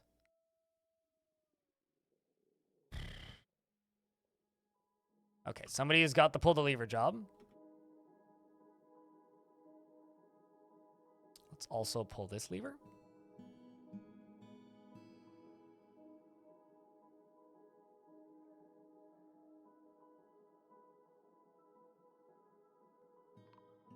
And there it goes. The big splat. And the front door shut. Bonk. Did that actually win the siege is the question? Doesn't look like it. Nope, we won. See, they panicked and left. Bye. Wouldn't want to see ya. Wouldn't want to be ya. What was it? You see all this fire clay? So up here, this is my second shot, the higher up one. I'm building a completely unrelated to the main fort construction, giant platforms out of fire clay, which is an infinite resource. We have 2 shots that we set up, one down here and one up here. So the doors can get onto it via this drawbridge. I connect it with 1 tile and then build a support up to a layer above. You can connect supports to a lever. When you pull the lever, the whole thing goes boop, and the support disappears, and then the whole thing goes crash. Easier to read in ASCII? Yeah, I guess so. It's a giant diving board. That's one way to put it. The next one we do, we'll show in ASCII. We could do that. But yeah, no, and they build these giant platforms, and then I send the dwarves out, and we turn them all into pancakes. Basically, yeah, I dropped an entire layer onto them.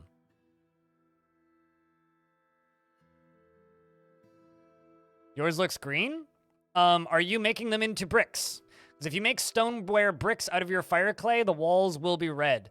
Otherwise, they'll be this color. Like this octopus. But stoneware is green, fire clay is red. So, like, I do have some stoneware. This is stoneware. This is stoneware. But this is fire clay.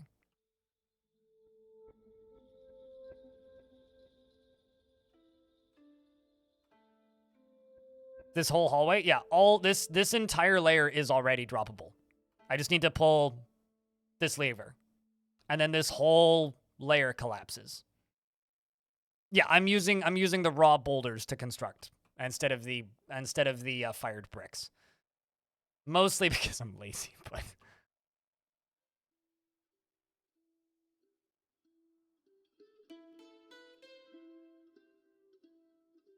and then the bodies get hauled pretty quickly, and I'll show you where the bodies go.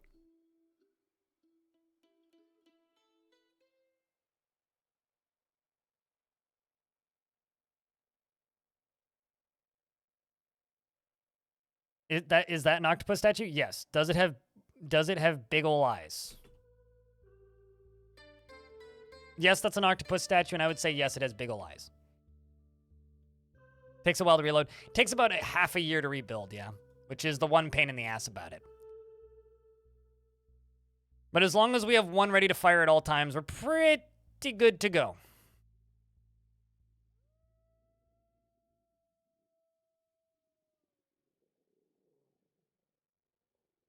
But I just want to show you where these bodies go.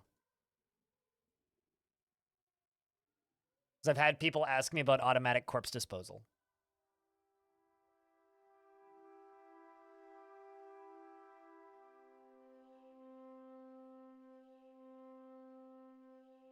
Or is it just attached to the drop platform?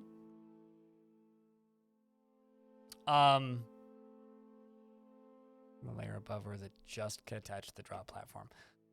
Oh yeah, it's hanging, and the only thing that's supporting it is the support itself.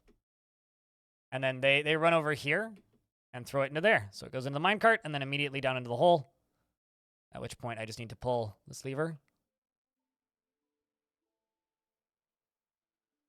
And pull this lever again.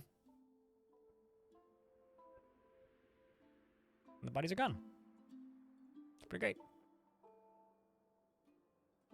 Because they just go up here and then thunk. And I don't need to... Like, I could also just do this, which would speed the process up a little bit. But they're just doing it behind the scenes anyway.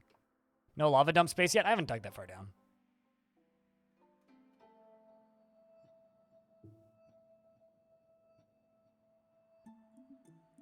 If a necromancer comes. So necromancers have been heavily nerfed, or rather their behavior's been heavily nerfed. Because you said that the last time you played, trees were still one tile, right? The way necromancers used to work back then was like they'd walk onto the map and they'd see body and they'd make zombie. The way it works now is they have to be actively getting attacked or in combat, air quotes, to make zombies. So if like there's a pile of bodies here, a necromancer could just walk through and they'd be fine. But if somebody tantrums and attacks the necromancer, then bang, you have 50 zombies. So yes and no, but that's not quite how necromancers work anymore. It's a little bit more passive than that.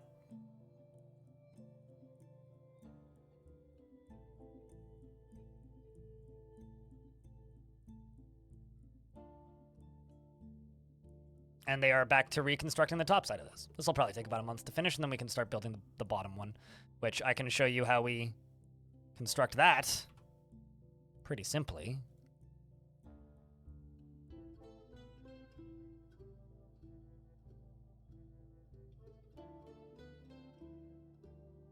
And this one right here will be connected to this pillar, and then this one right here is connected to this floor piece. So I just need to be careful that I don't accidentally pull the wrong one, basically.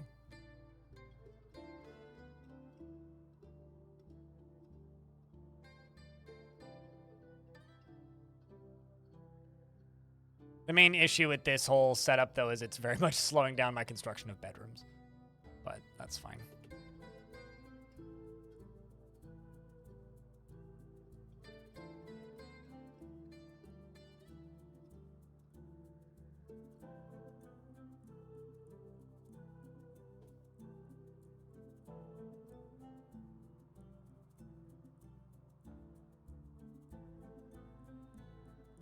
And go a layer above.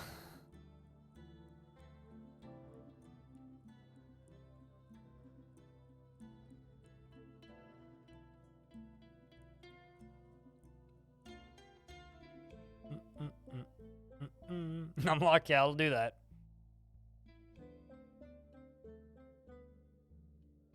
Numlock does kind of debate you sometimes.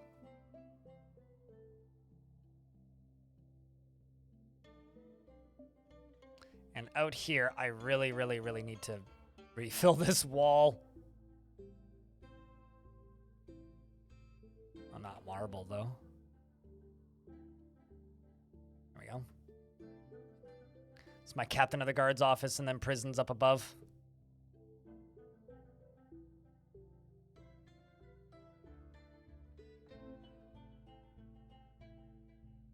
I'm going to interrogate you. Convict you. Could actually just interrogate you, convict you the last time.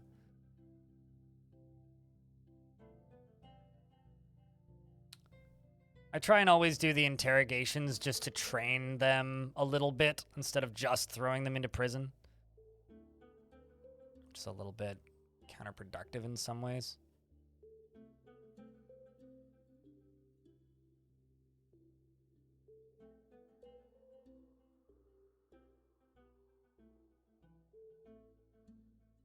Go do the booping. Kind of tempted to go super mean with the captain of the guard and make the captain of the guard squad a lasher squad. Judge of intent and intimidation are both important. And with speaking.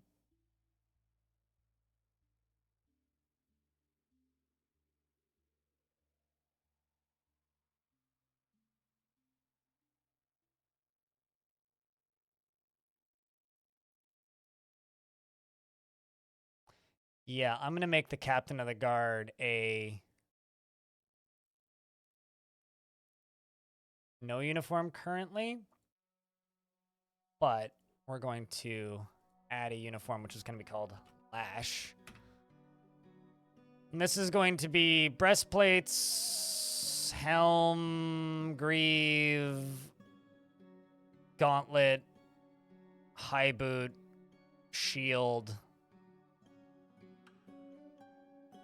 whips. Which means I'm probably going to get some collateral damage in here, but eh.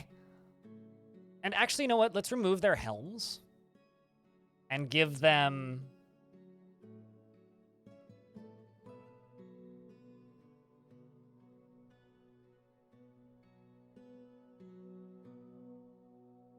leather hoods and replace clothing. And legwear, let's let them have leggings.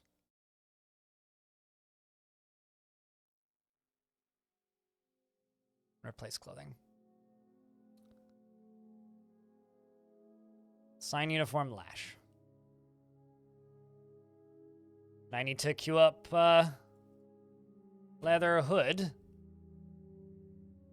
Make 15, and I think I need to make a leather worker shop. So let's scroll down here, and I will get caught up on chat in a moment. I'm pretty sure I'm behind.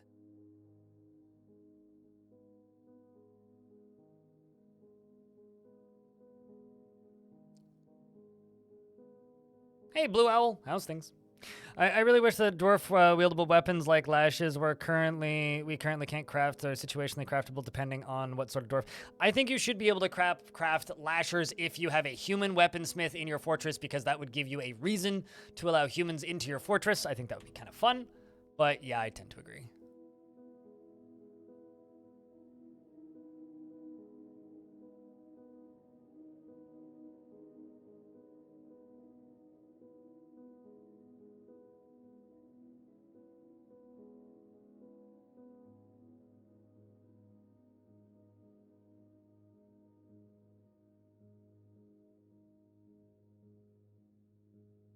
By region and origin of civ?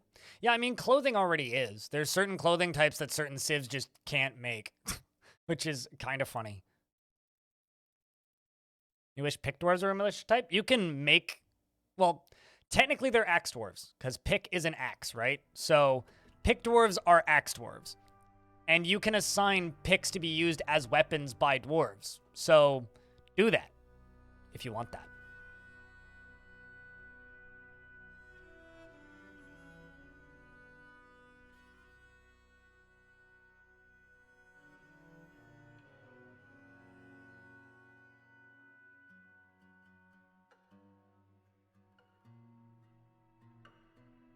Okay, so this is considered to be below ground.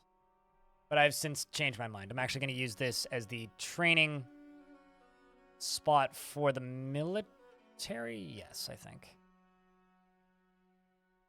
Some can't produce drinks. Oh yeah, no, like there's a reason I don't play with other race mods.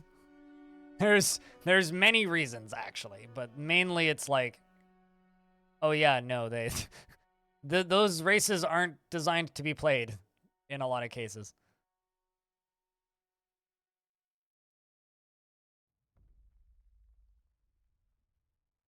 Okay, now this time I need to remember to not flood the whole fort like I did last time.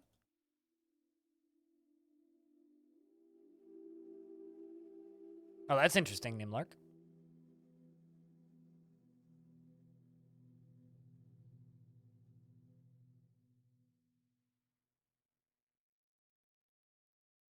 Didn't realize it trained axe dwarfing. It's considered axe dwarf, yeah. That is the skill that they use for picks.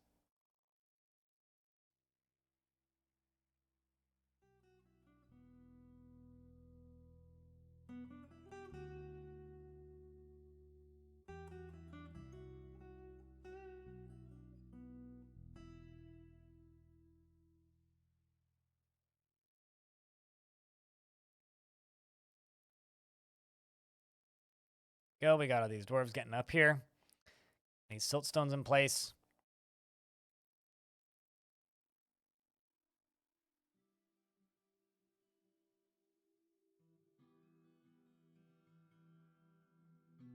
And Zonhalb as well. Totally missed you. Hope you're doing well, dude. Thank you for swinging by today.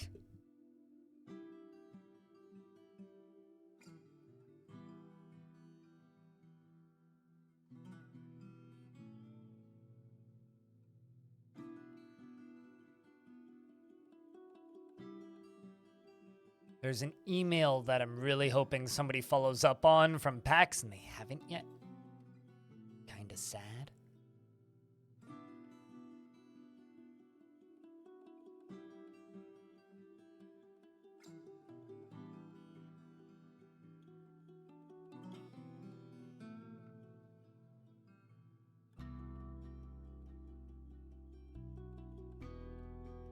But yeah, that's interesting that you couldn't make dresses. Like, that's real interesting. I don't think I've ever had a fort where I couldn't specifically make dresses, but I have had forts where I can and cannot make vests and can and cannot make high boots and or low boots.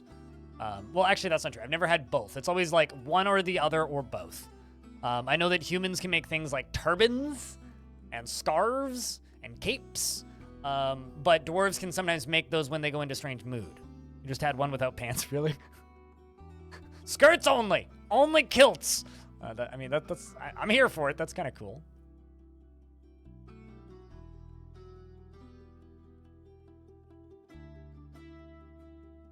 Where they couldn't make underwear or socks. As in, like, they couldn't make, like thongs? Huh. You know, in my personal brain, Premium Dwarf Fortress is actually just the panty patch, or the undies update, because it's the first version of the game ever where dwarves were able to make underwear. So to me, Premium Dwarf Fortress is just actually the undies update. It's the update where they added undies. So, thought I'd let you know that. Sits, thank you very much for the 6th month with Prime. Welcome back. Appreciate you, friend.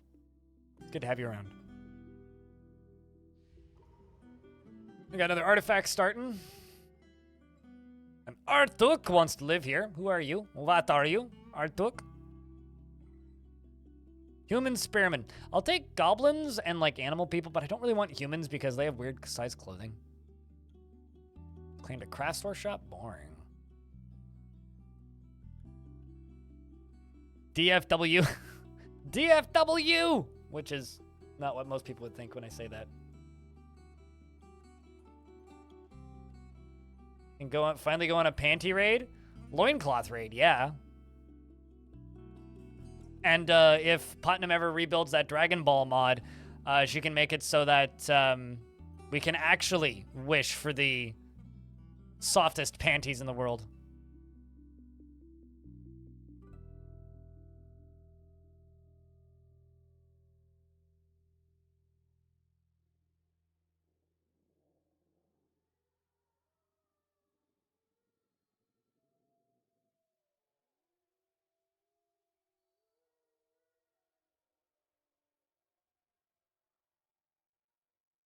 Hearing a lot of barking going on outside. Sounds like a little dog saw another little dog. Also, chat, you want to hear some Schadenfreude? So, I have a neighbor named Dawn, right? Who longs wish? Oh, yeah. I have a neighbor named Dawn.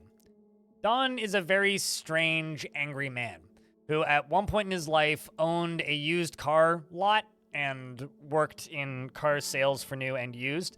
At some point in his life, must have been quite successful, as he always talks about, like, how he used to own sports cars and go on drives with his friends and such. And now is, like, rents an apartment in a pretty cheap building, this building, and no longer owns his house or anything. And I don't know what happened in his past, but something happened in his past. But the weirdest quirk about him is he doesn't cook at all. He basically exclusively lives off of takeout and frozen dinners. And is very out of shape because of it. And he's like, I think 60. But Dawn really hates noise and always complains about the weirdest things related to noise. But at the same time, loves sports cars and loud engines and gets really pissed off whenever he sees an electric car because they sound dumb. Don't understand. But, generally, I talk to him about like Formula One and stuff because he likes car racing, but he's a decent enough guy. He's just very much a oddball, I guess. But because he always complains about noise, he used to always complain about how loud his neighbor was, who was right next door to him. Oh, did the camera die? Great. I'll finish this story without my cam on and then go fix it.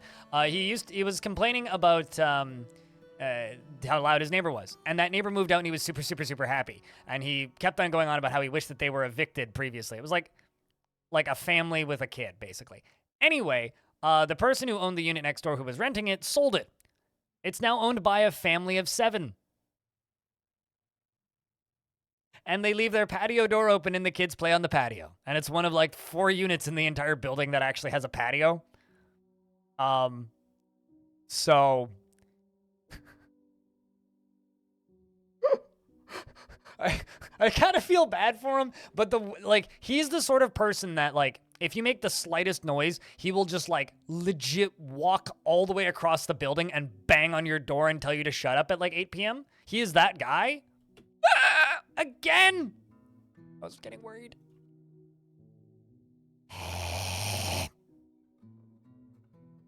Mother friggin' tits. Shh. Okay, hold on. No. Exactly, yes. Very accurate use of that sound command. No. Very accurate. Very, very, very, very, very, very, very accurate. At least I've got drainage built into the whole thing now. Come on! Get over here, dwarfs!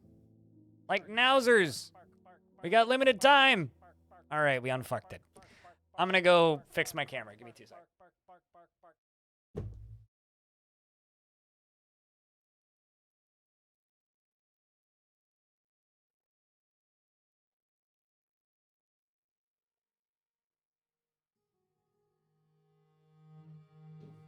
I should gift them a drum set.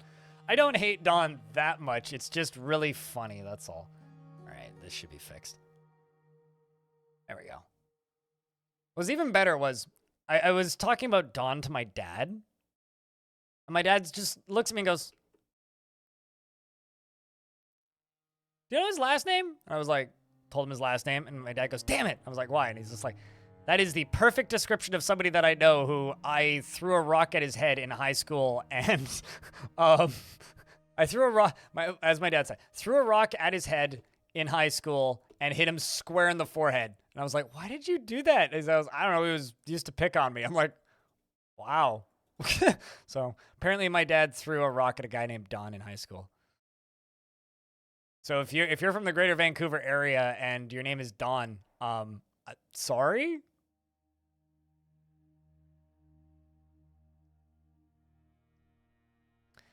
That want to block electric cars mainly because there are fewer parts and less maintenance. He doesn't work in car sales anymore. These days he works in, what's it called? Car part sales. So he works for a parts distributor. I think I'm just going to put a drawbridge down here.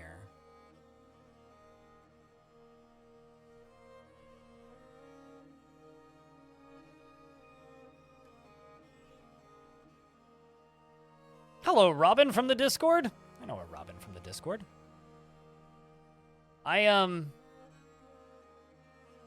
Flooding my fort again. You know, just as you do.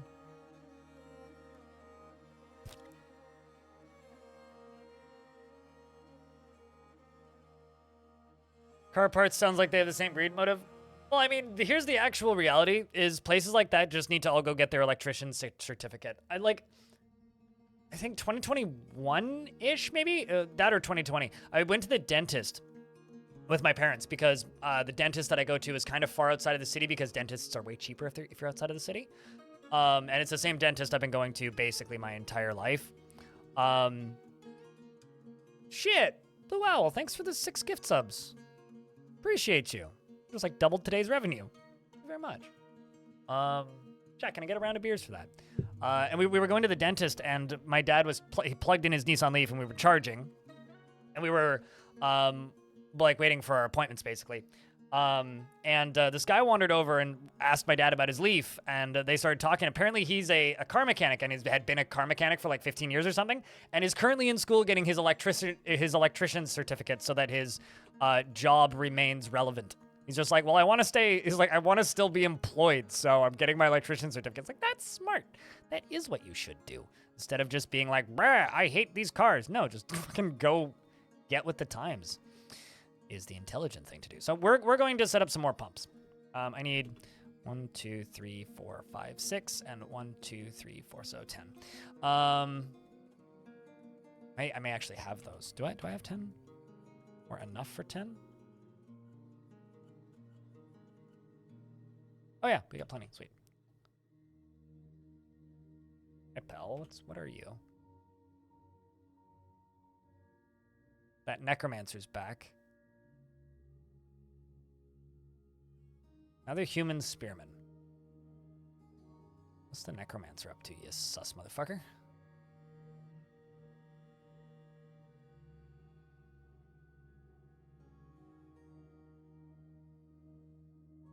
Strange times we live in. Word.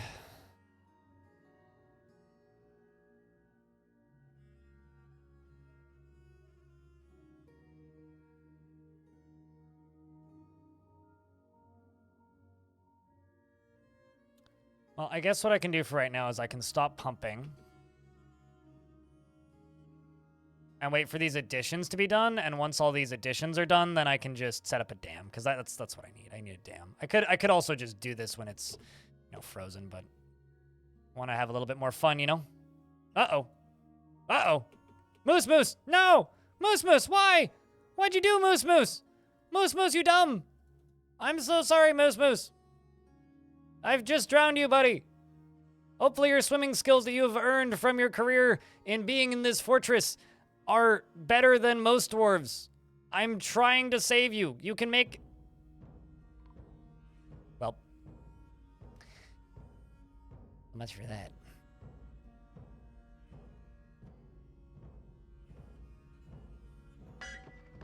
Bring out your dead. Oh, hey, Huxley, what's up?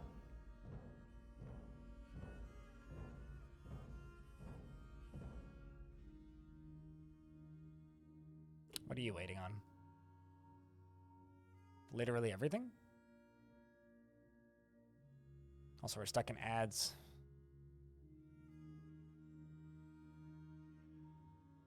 I need bones, so I'm going to slaughter a wild boar.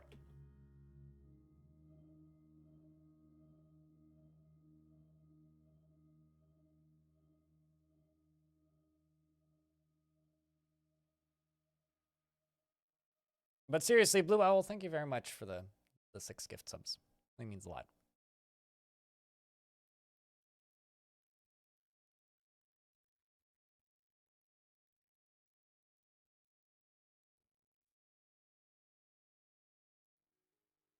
At least I was able to get the route for the water sealed off first. Thank you, Blue Owl.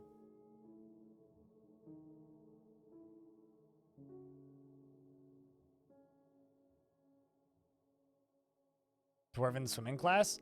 I mean, most of these dwarves actually have some skills in swimming. Yeah, they're all like novice swimmers. Basically, because of how much the fort has been flooded.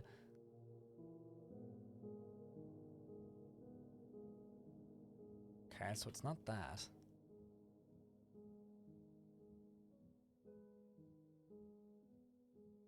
Ah, I'm out of wood.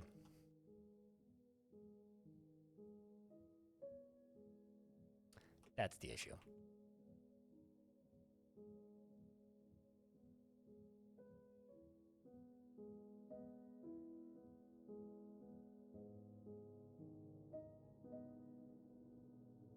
Also, do I have any woodcutters? I do not.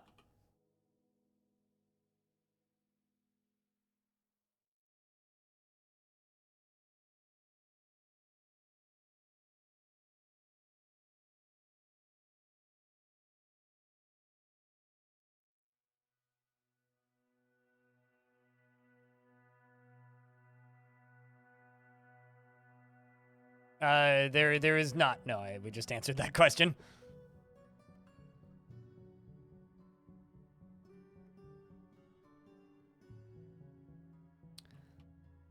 Let's do up this way. Up this way. Wait. Why are you suspended?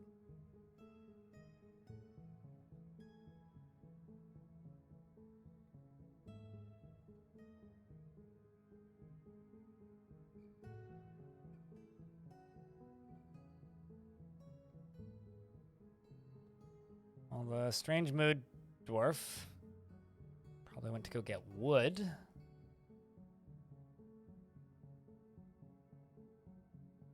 I don't know. I kind of think it's hysterical when dwarves get, like, drowned in silly situations, so I kind of like the schadenfreude of it, but yeah.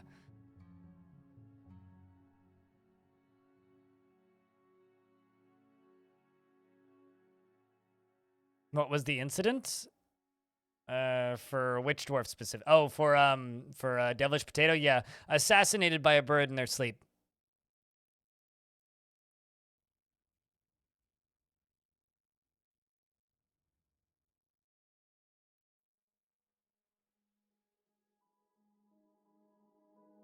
Rough gems.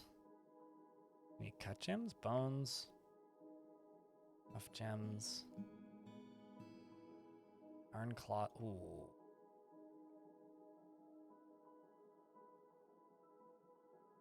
Okay. No, we have yarn. And like a billion cave spider silk. And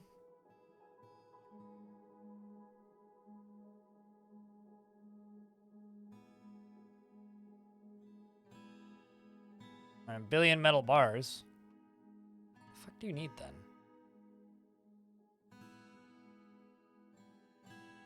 By slaughtering another animal, maybe?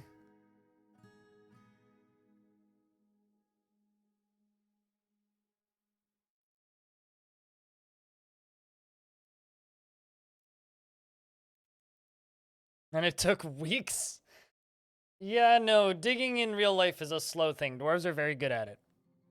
Also, I don't envy that. That's tough, Abel Bacon.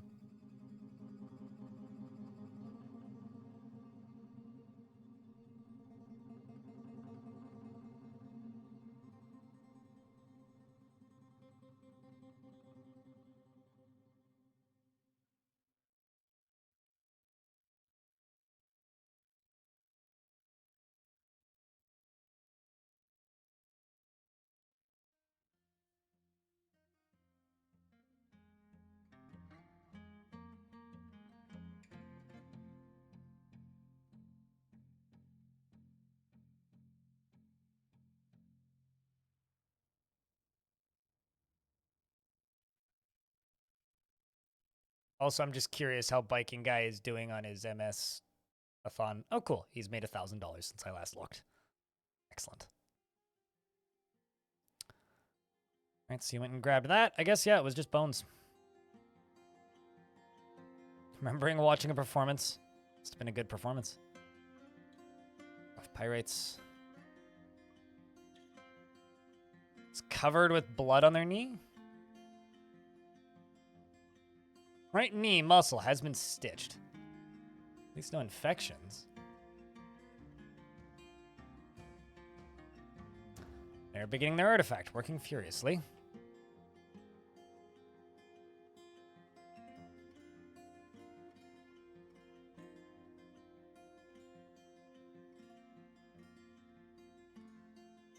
Right, what was the bit that I was missing?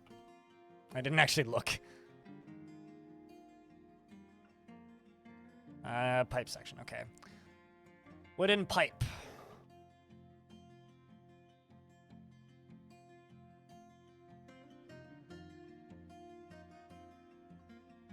We are getting to a point where this can be pretty effective, so let's do this.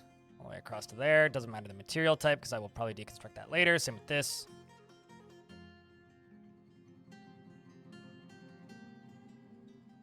Orange fluids are not good for swimming practice. Yeah, no, do not swim in the spicy water. The spicy water is not a fun thing to swim in. Even though it says warm, it doesn't mean warm in a good way. It means warm as in you will die and stay dead. This is going to be some good strength practice, I think.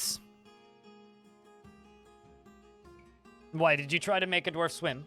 I remember ages ago a friend of mine was bored, or somebody in chat was bored, rather, and went and made... Why is this no longer a garden? Someone I know was bored and went and made a birchen earring. I don't even care. And went and made a... Was bored and made... I've said this way too many times. Lava, a drinkable liquid in the raws for Dwarf Fortress. And their entire fortress immediately spontaneously combusted. I don't know why there's an open space there, but there is.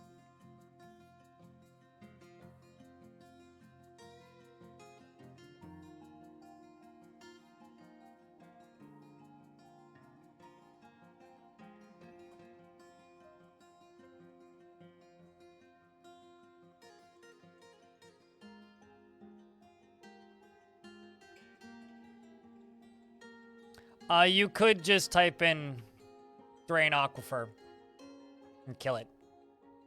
If it's ruining your fort and you want to stay with that fort, yeah, just do it.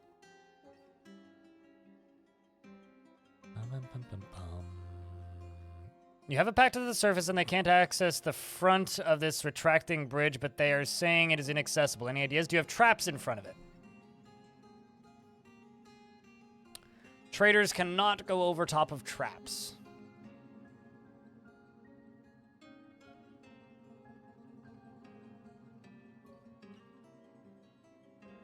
None? I would have to look at it.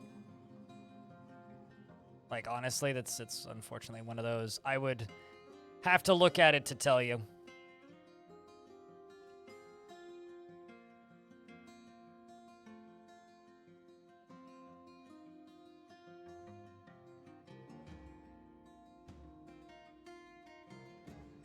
Just trying to link the damn thing to a lever. Are the mechanisms accessible?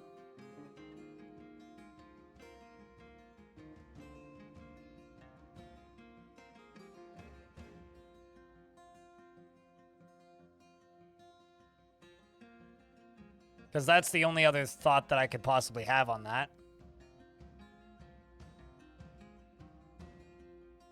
Is that maybe the mechanisms are not accessible. But aside from that, I'm kind of at a loss. I don't really know.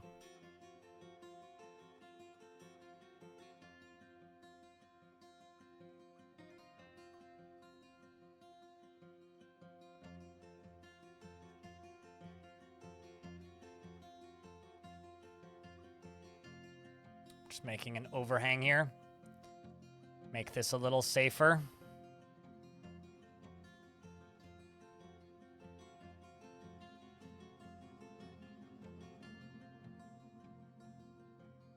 Do I have doors? I do.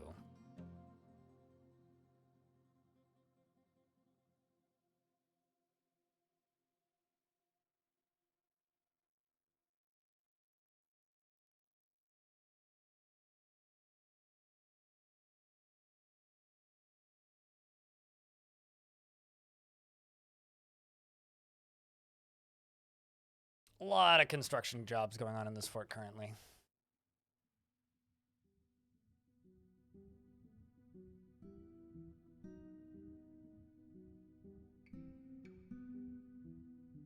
Do I not have leather caps yet? I guess not.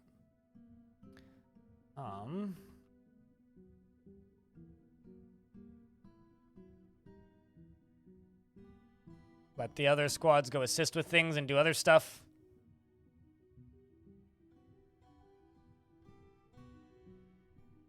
And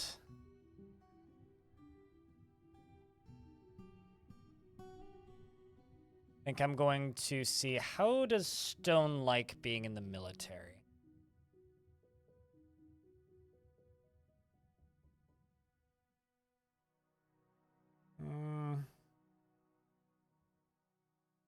does actually enjoy improving wrestling and all that. Let's put stone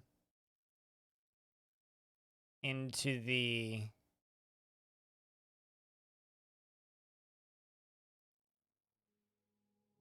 cop squad. And unfortunately had to dump all of their clothing off.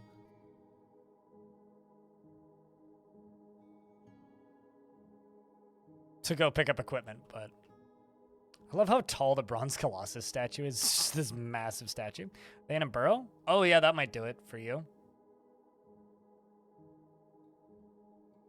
But yeah, I would double check for bidding and double check locations of the stuff, because that would put a major dampener on things.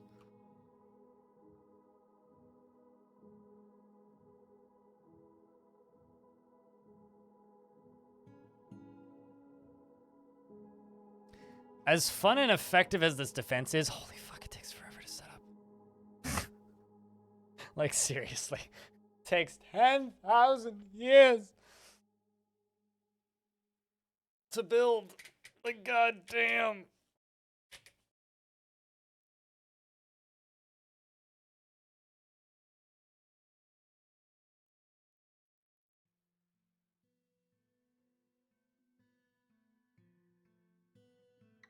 Good that you have your own bedroom now. What's up, Purple? Oh, geez. We have a request for a Weaver's Guild. Fortunately, we have space for such a thing.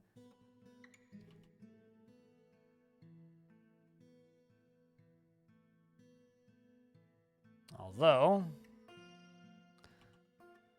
probably make it a much separate pattern from previous constructions.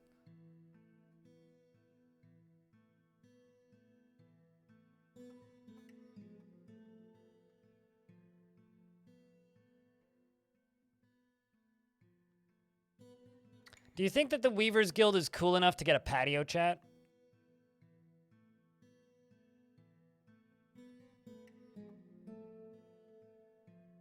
Because there's a space here I could very easily make into a patio.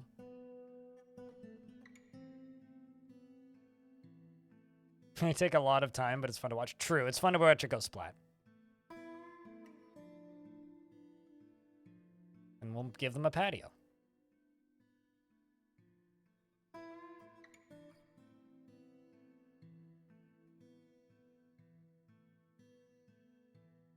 Sentient potatoes stricken by melancholy again. You need one? I mean, I don't know about that, but we'll make him a patio.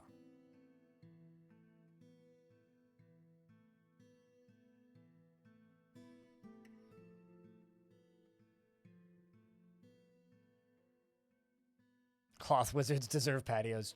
True. How many soap orders do I have?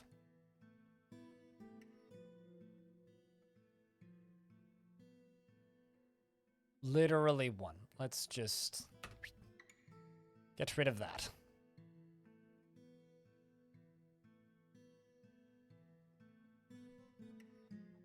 Probably gonna get attacked by a bunch of burbs when I do this, but I need the wood.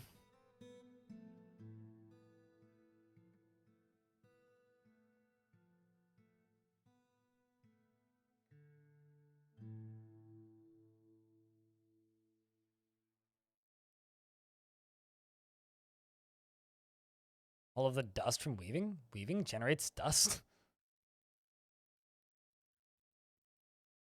The more you know, I suppose.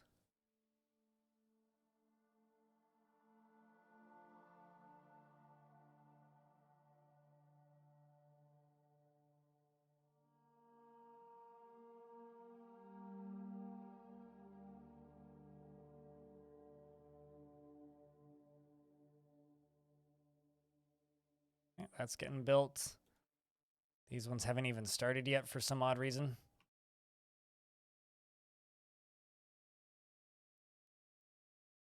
You know, I might actually just that for right now so we can just get this done.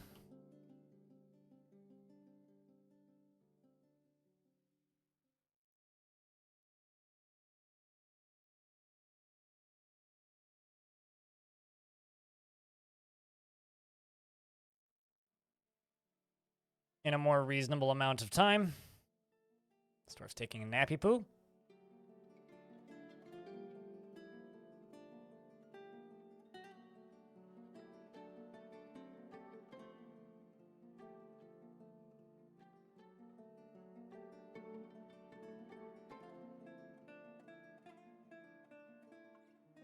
Those are all getting done.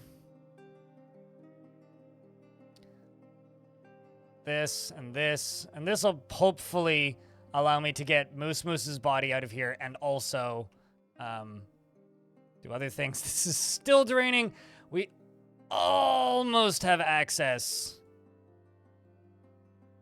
Almost have access to my underground area again. That's good.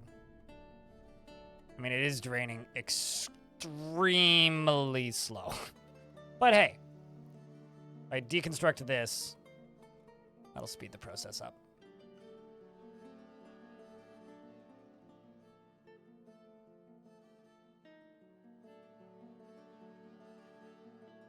It's been so long.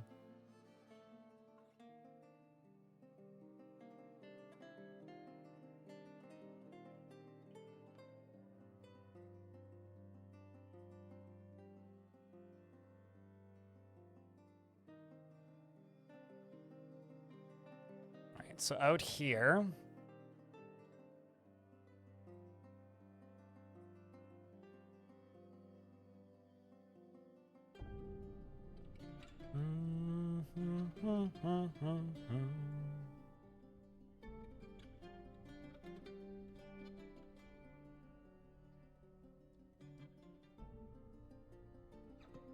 yeah, well, should probably put a door in that. Should probably put doors. Siltstone and siltstone. In the middle, let's put a darker color.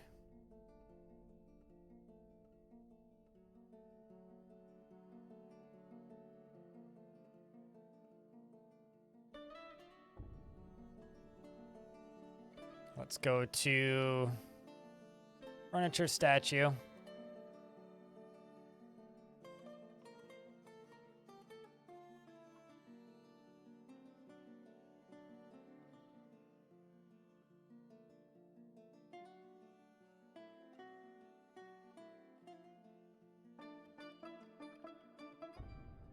Lots of statues of dwarves in here. Oh, also we have economy set on hard, so trading is significantly lower value, and requirements for things like guild halls is massively inflated.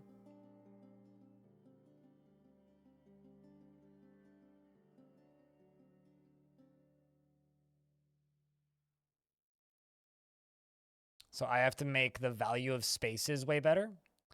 New guild hurl, Clothers Guild. Clothers Guild, Clothers. There it is. No, Weavers. There it is, 12. And Weavers are going to be accepted. What's the value of it currently? 3,000 needs 6,000 instead of 2,000, which is the normal difficulty amount requirement.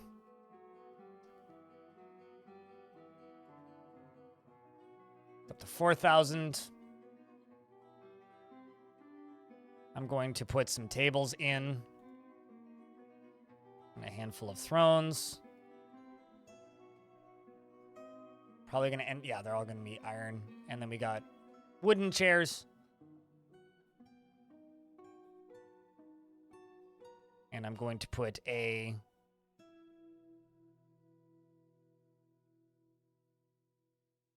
maybe an iron loom as this is the grand loom of iron.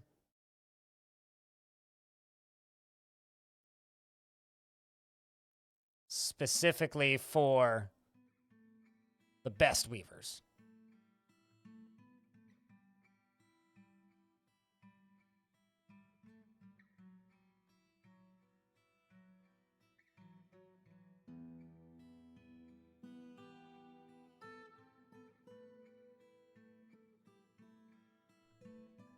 I'll also put some fortifications into here, which will kind of act as windows. Actually really like the way fortifications look. The graphics that they gave them initially were kind of meh, but they look a lot nicer now.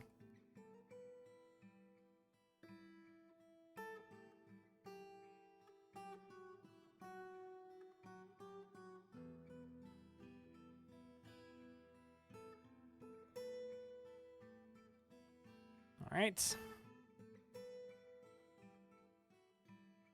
How's the value? 5,000. Getting there. I'm sure the tables have helped. Can now throw engravings along the ground. Down here and here. Along there, all the way up there. Maybe along this back wall. Gonna go lurk. Beautiful fort. Thank you. Enjoy your lurks in your Baldur's Gate. Let's give them a little floor of iron down here. It's kind of like a little demonstration space.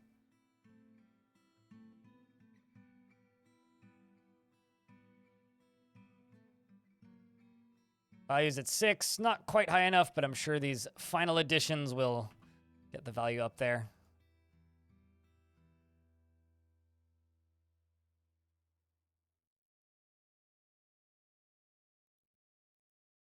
Getting there. Toss a couple more statues over here.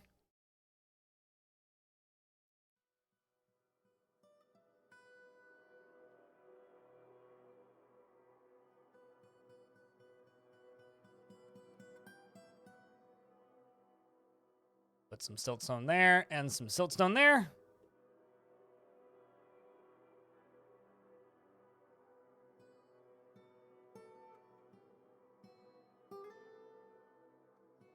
And is the value up there? There we go. We have now made a Weaver's Hall. And Kaiser the Keen is throwing a tantrum. Well, that's not good. Hasn't actually done any damage yet, though, so I guess that's a positive. And it is time to build us a dam for this river. If anybody wants to see the least efficient and most flashy way to dam a river, now is a good time to look up.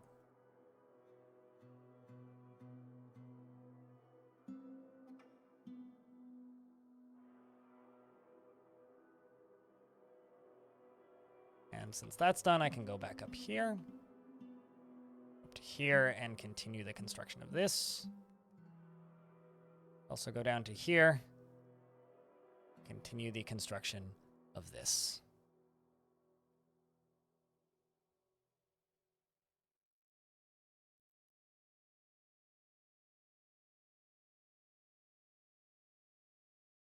$173 dwarf heads at this hour. Working on it. I'd like to see that number about 300 higher.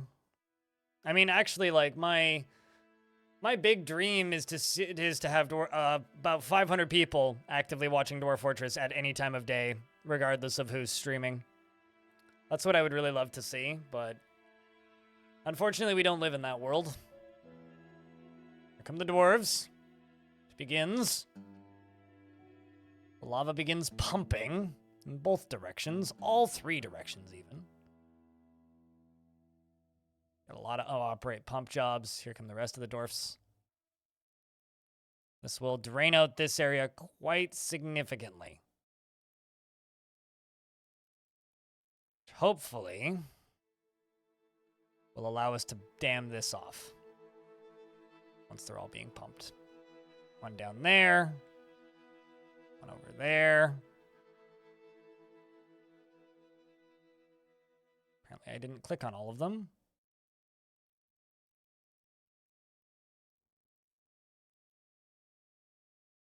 This will hopefully completely drain out. Look at that frame rate. Frame rate go bye-bye. Doesn't matter how good your computer is.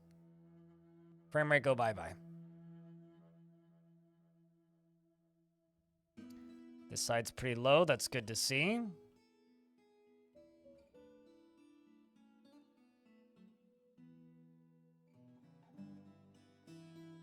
Waiting on that one. Still waiting on this one.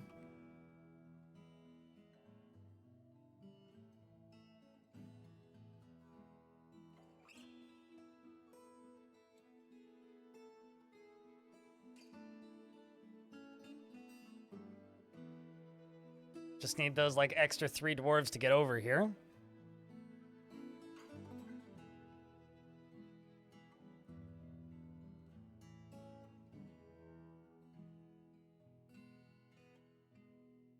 Just bring bricks down.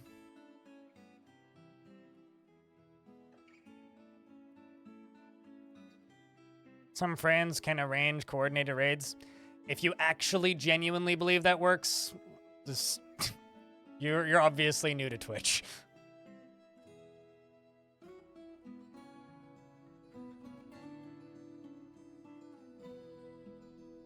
That only works if people are getting paid. Why are we damming? So I can unfuck this again and build a drawbridge.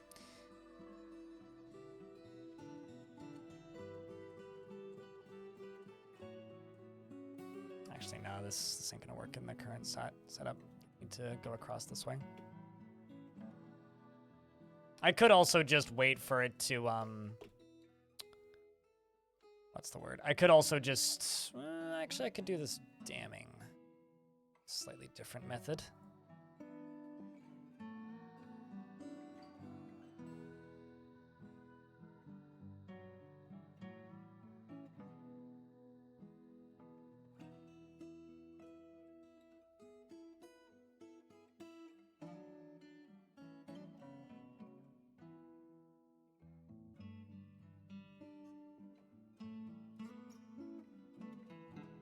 Oh yeah, I see. You're stricken by melancholy.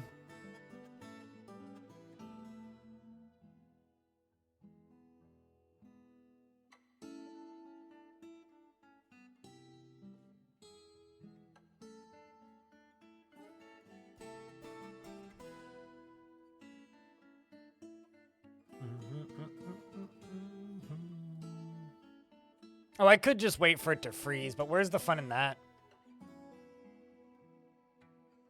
Like, yes, I absolutely could just wait for it to freeze.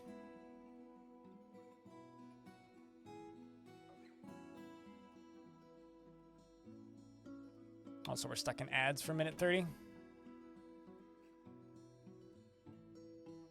Yeah, let's just do it this way.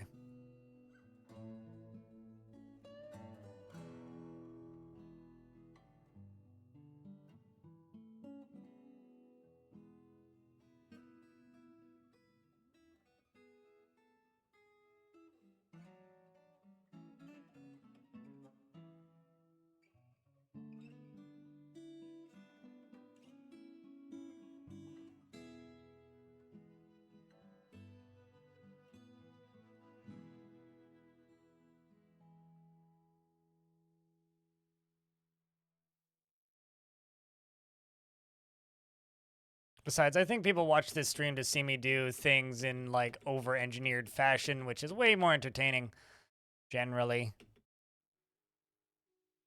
than going the way that most people would.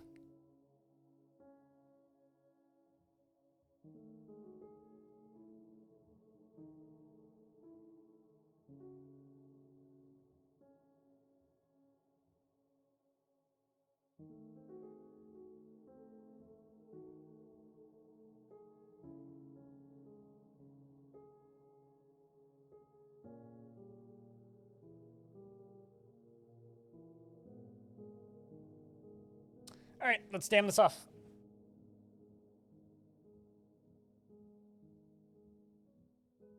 You don't need to, well, I was going to say you wouldn't need to mod the game to do that. You can just, if you want to, you'd have to connect it to power. So connect it to power. And then once you've connected it to power, you can turn the power on and off using a mechanism, which would do it. And Dr. Adams, thank you very much for the 9th month with Prime. Welcome back.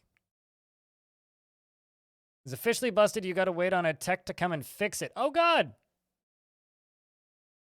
That sucks, Elfie. Hopefully your internet gets unfucked sooner rather than later. Hopefully you live in an area where the technicians are reasonably reliable.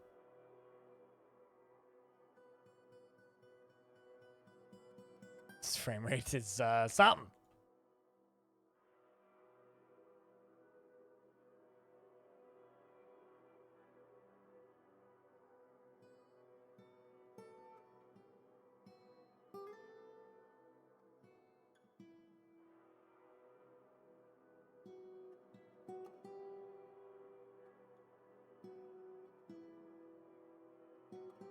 I just want them to construct this lower thing.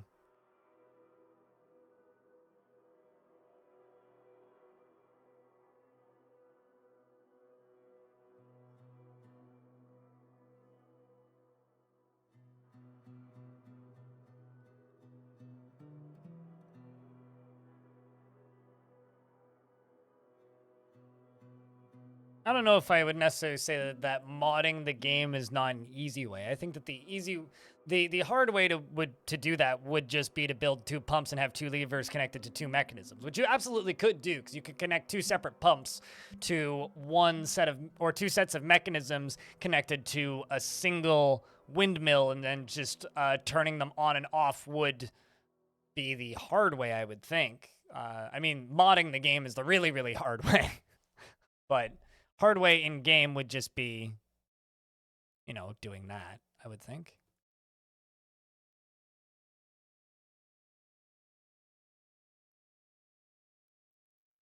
Okay, let's see how Lolar is able to, how well Lolar is able to do with this.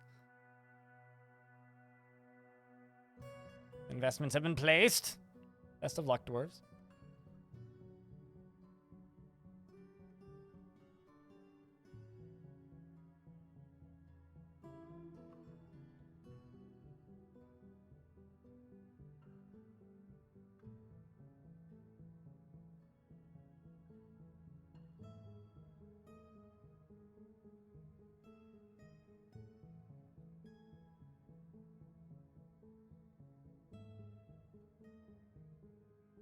And then they slowly walk over. Oh yeah, also doing crazy stuff with water like this is a very rough on your frame rate. Which means me waiting until winter, and then just digging in and building a dam. I think taking your frames down to nothing went from 100. Do you have DF hack installed? You can type in extinguish all. We'll just nuke all the flames.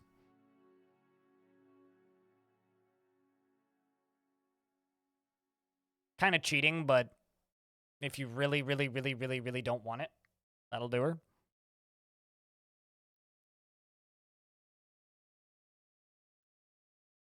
It's because it's to be kind of scary, like just standing next to this wall of water, building a wall.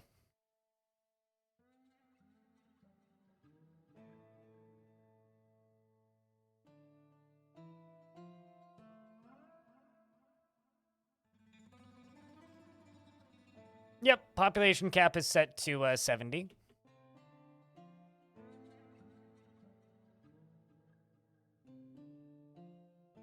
There we go. It begins.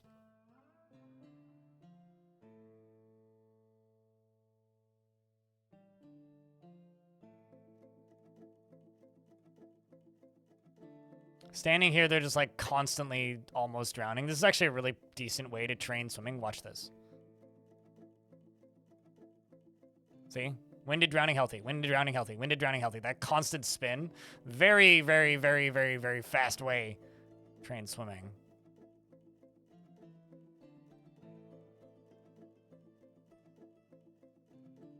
Kinda want them to avoid going on this side.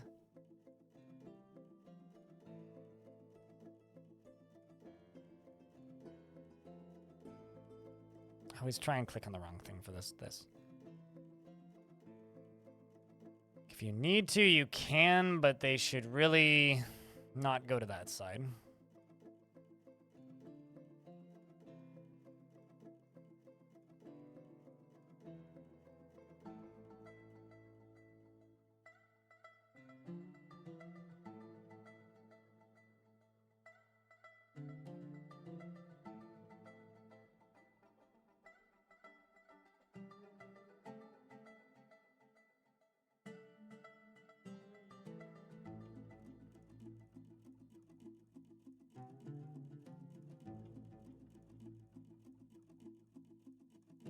You got it figured out, actually. You had to cheat by using a full heal because it's set. This is going to be a Baron set on fire for a devilish fight. Ah, I see.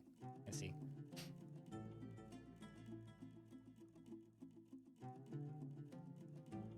I should be able to construct these.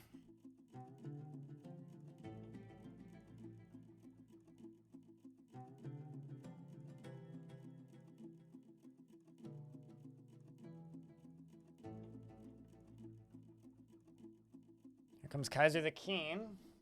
Hopefully you don't tantrum. But yeah, population cap is set to 70 because I'm doing some dumb construction things, and most of my stuff is above ground, and building a buttload of bedrooms is a pain. But we are getting, like, full sieges, so it's not like it's actually making the game any easier. It just means I don't need to build as many bedrooms, really. In fact, if anything, I would say it's actually making the game harder, because having more dwarves make construction more efficient at this point, but...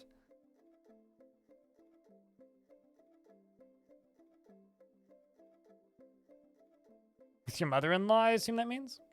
We'll see you when we see you. And thank you for spending time here. Let's see if they're able to get this side built. Having less pumps will speed this whole process up quite dramatically.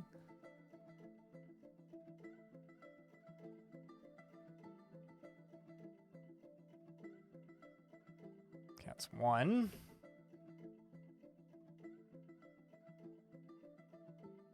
But the rock is already in there.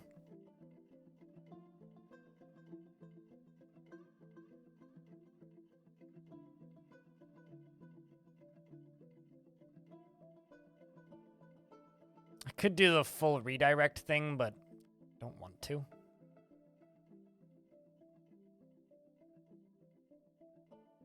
We just need to wait for it to drain.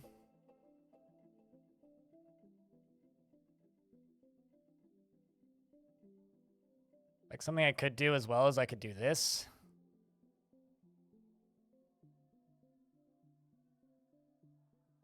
And then hack this tree down.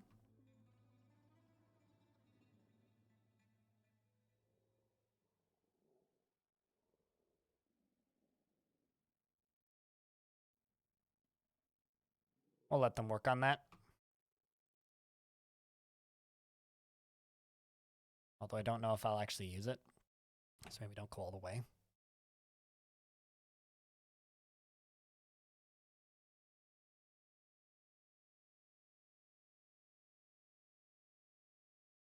Unsuspend that. Unsuspend that. It's getting close to lunchtime for old streamer, though.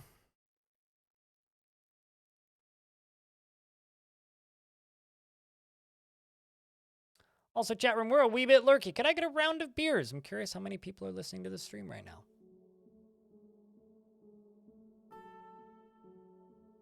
Sentient Potato is dehydrated. Sentient Potato should just dive into here. I'm sure that would temporarily fix that. Wondering why there's mist being generated right there. Fascinating.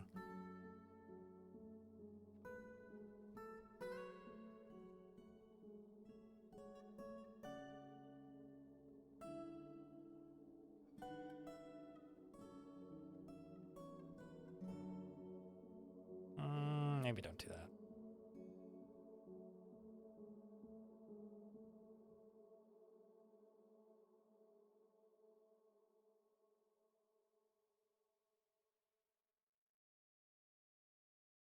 Partially constructed, that's what you'd like to see. That's suspended, unsuspend it.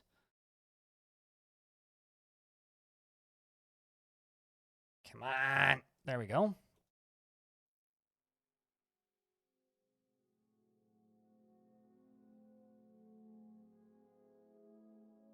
In service of big, dumb, boring grind, in service of way more fun later. I've, like, said this about... I've said many times in the past that RuneScape is a point and click or a clicker at times. A point and click adventure mixed with a clicker. And I've had people, like, vehemently disagree with me that that opinion is wrong. It's like, I don't know. Pretty sure that game's kind of a clicker. It's absolutely funny where green number go up. They sound like Redditors, what, insisting that it's not a clicker? RuneScape is the original cookie clicker. Well, actually, no, that's technically cow clicker, if we want to be specific, but... Come on, stay at 1. There we go. Okay, so now I can turn off all these dwarves and let them go get a life.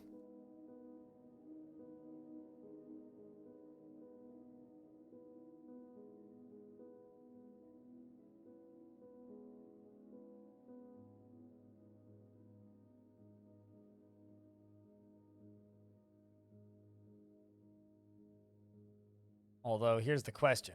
Because these are all here?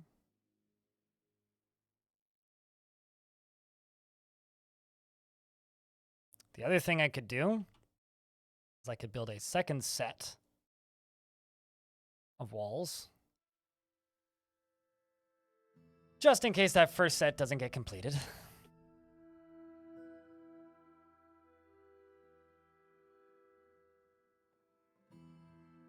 I'm waiting for this to be one.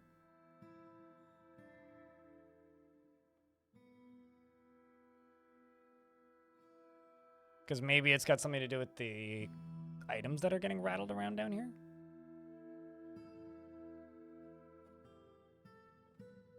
As they seem to have much easier time getting this one done. Did I flood my base? Twice, actually. And not entirely. Just up to here. So just this walkway here. But yes. I did technically flood my base again. Which isn't such a huge deal, although the first oopsie is still draining. But hey, at least it's draining.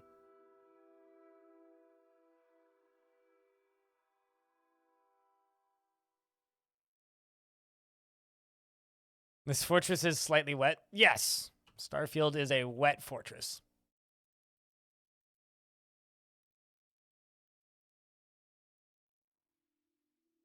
I could also just like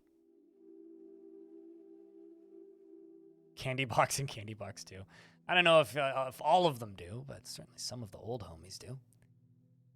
I have on multiple occasions already in this fort caused some pretty major flooding. But, you know, that's part of Dwarf Fort, right? It's actually because I'm refusing to build things out of, like, light materials, and most of the stuff is being built out of clay, which is quite heavy, meaning, like, my construction jobs are way slower than they should be.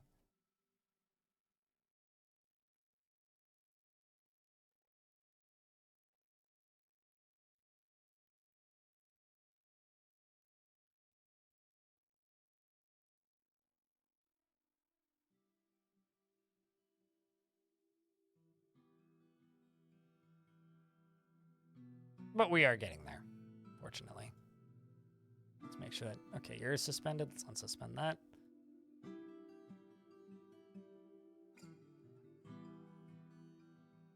Okay, you know what? I'm just going to give up on these. And forbid everything right there for right now.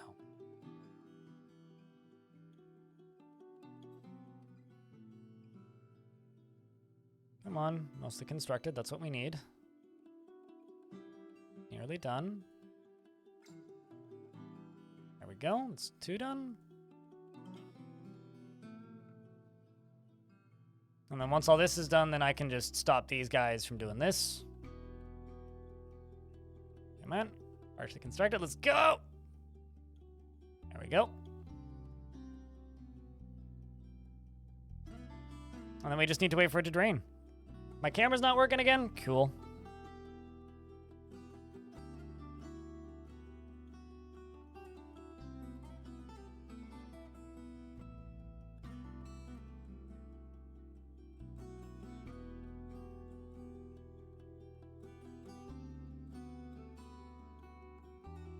Why not have fishes in your base? I mean, we can.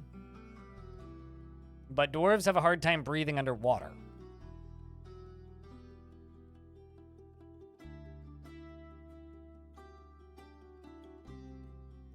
I feel like a hysterical gimmick fort would be like Moist Fort, where it's like permanently partially submerged.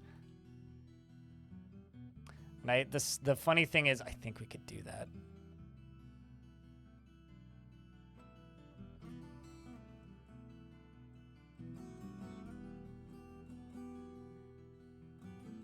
Imagine building a fort which is permanently partially submerged. Okay, I'm gonna let this dwarf do this while I go fix my camera.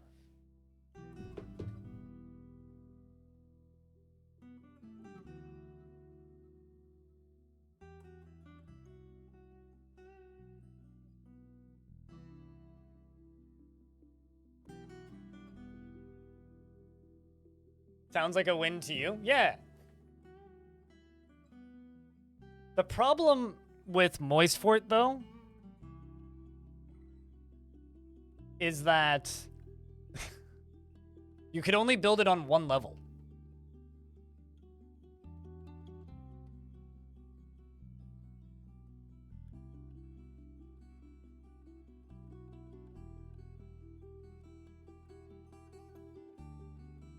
Dwarves are not very smart.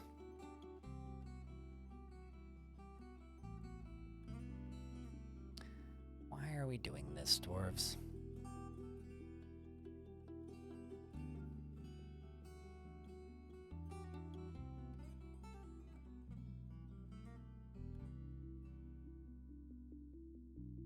All right, can let this side fill.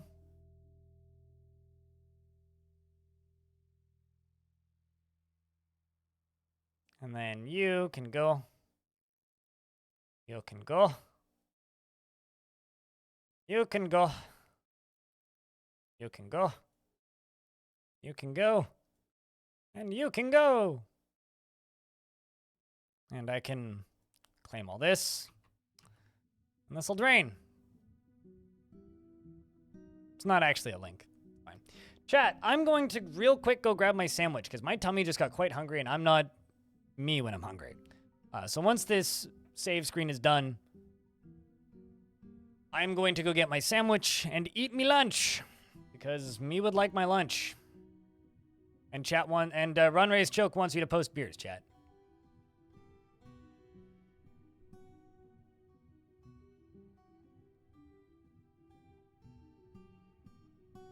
So we're just going to hang out for a real sec till this is done. And I'm going to go get my sandwich because I think I've earned that.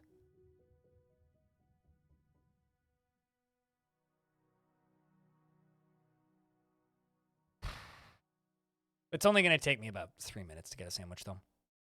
I just have to stab myself with a needle first, so it'll take a little longer. But aside from that, it should be pretty quick. Should be pretty quick.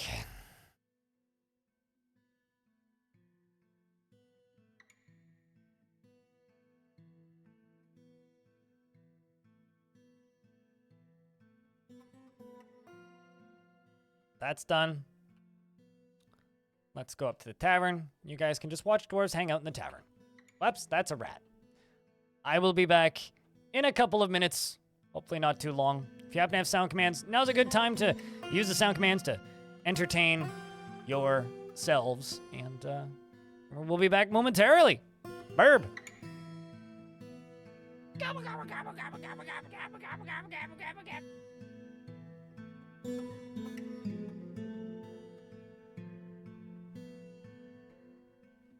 Cheese for everyone!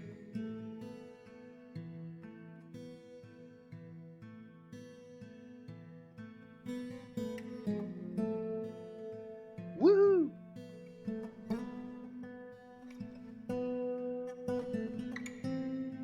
Over here, he has a sword!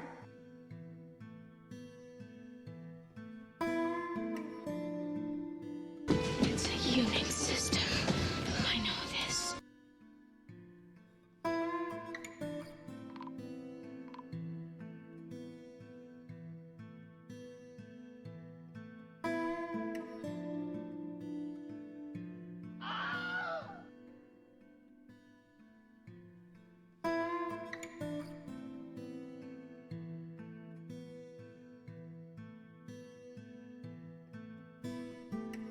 Toto? Yes. It's called a motor race, okay? We went to car racing.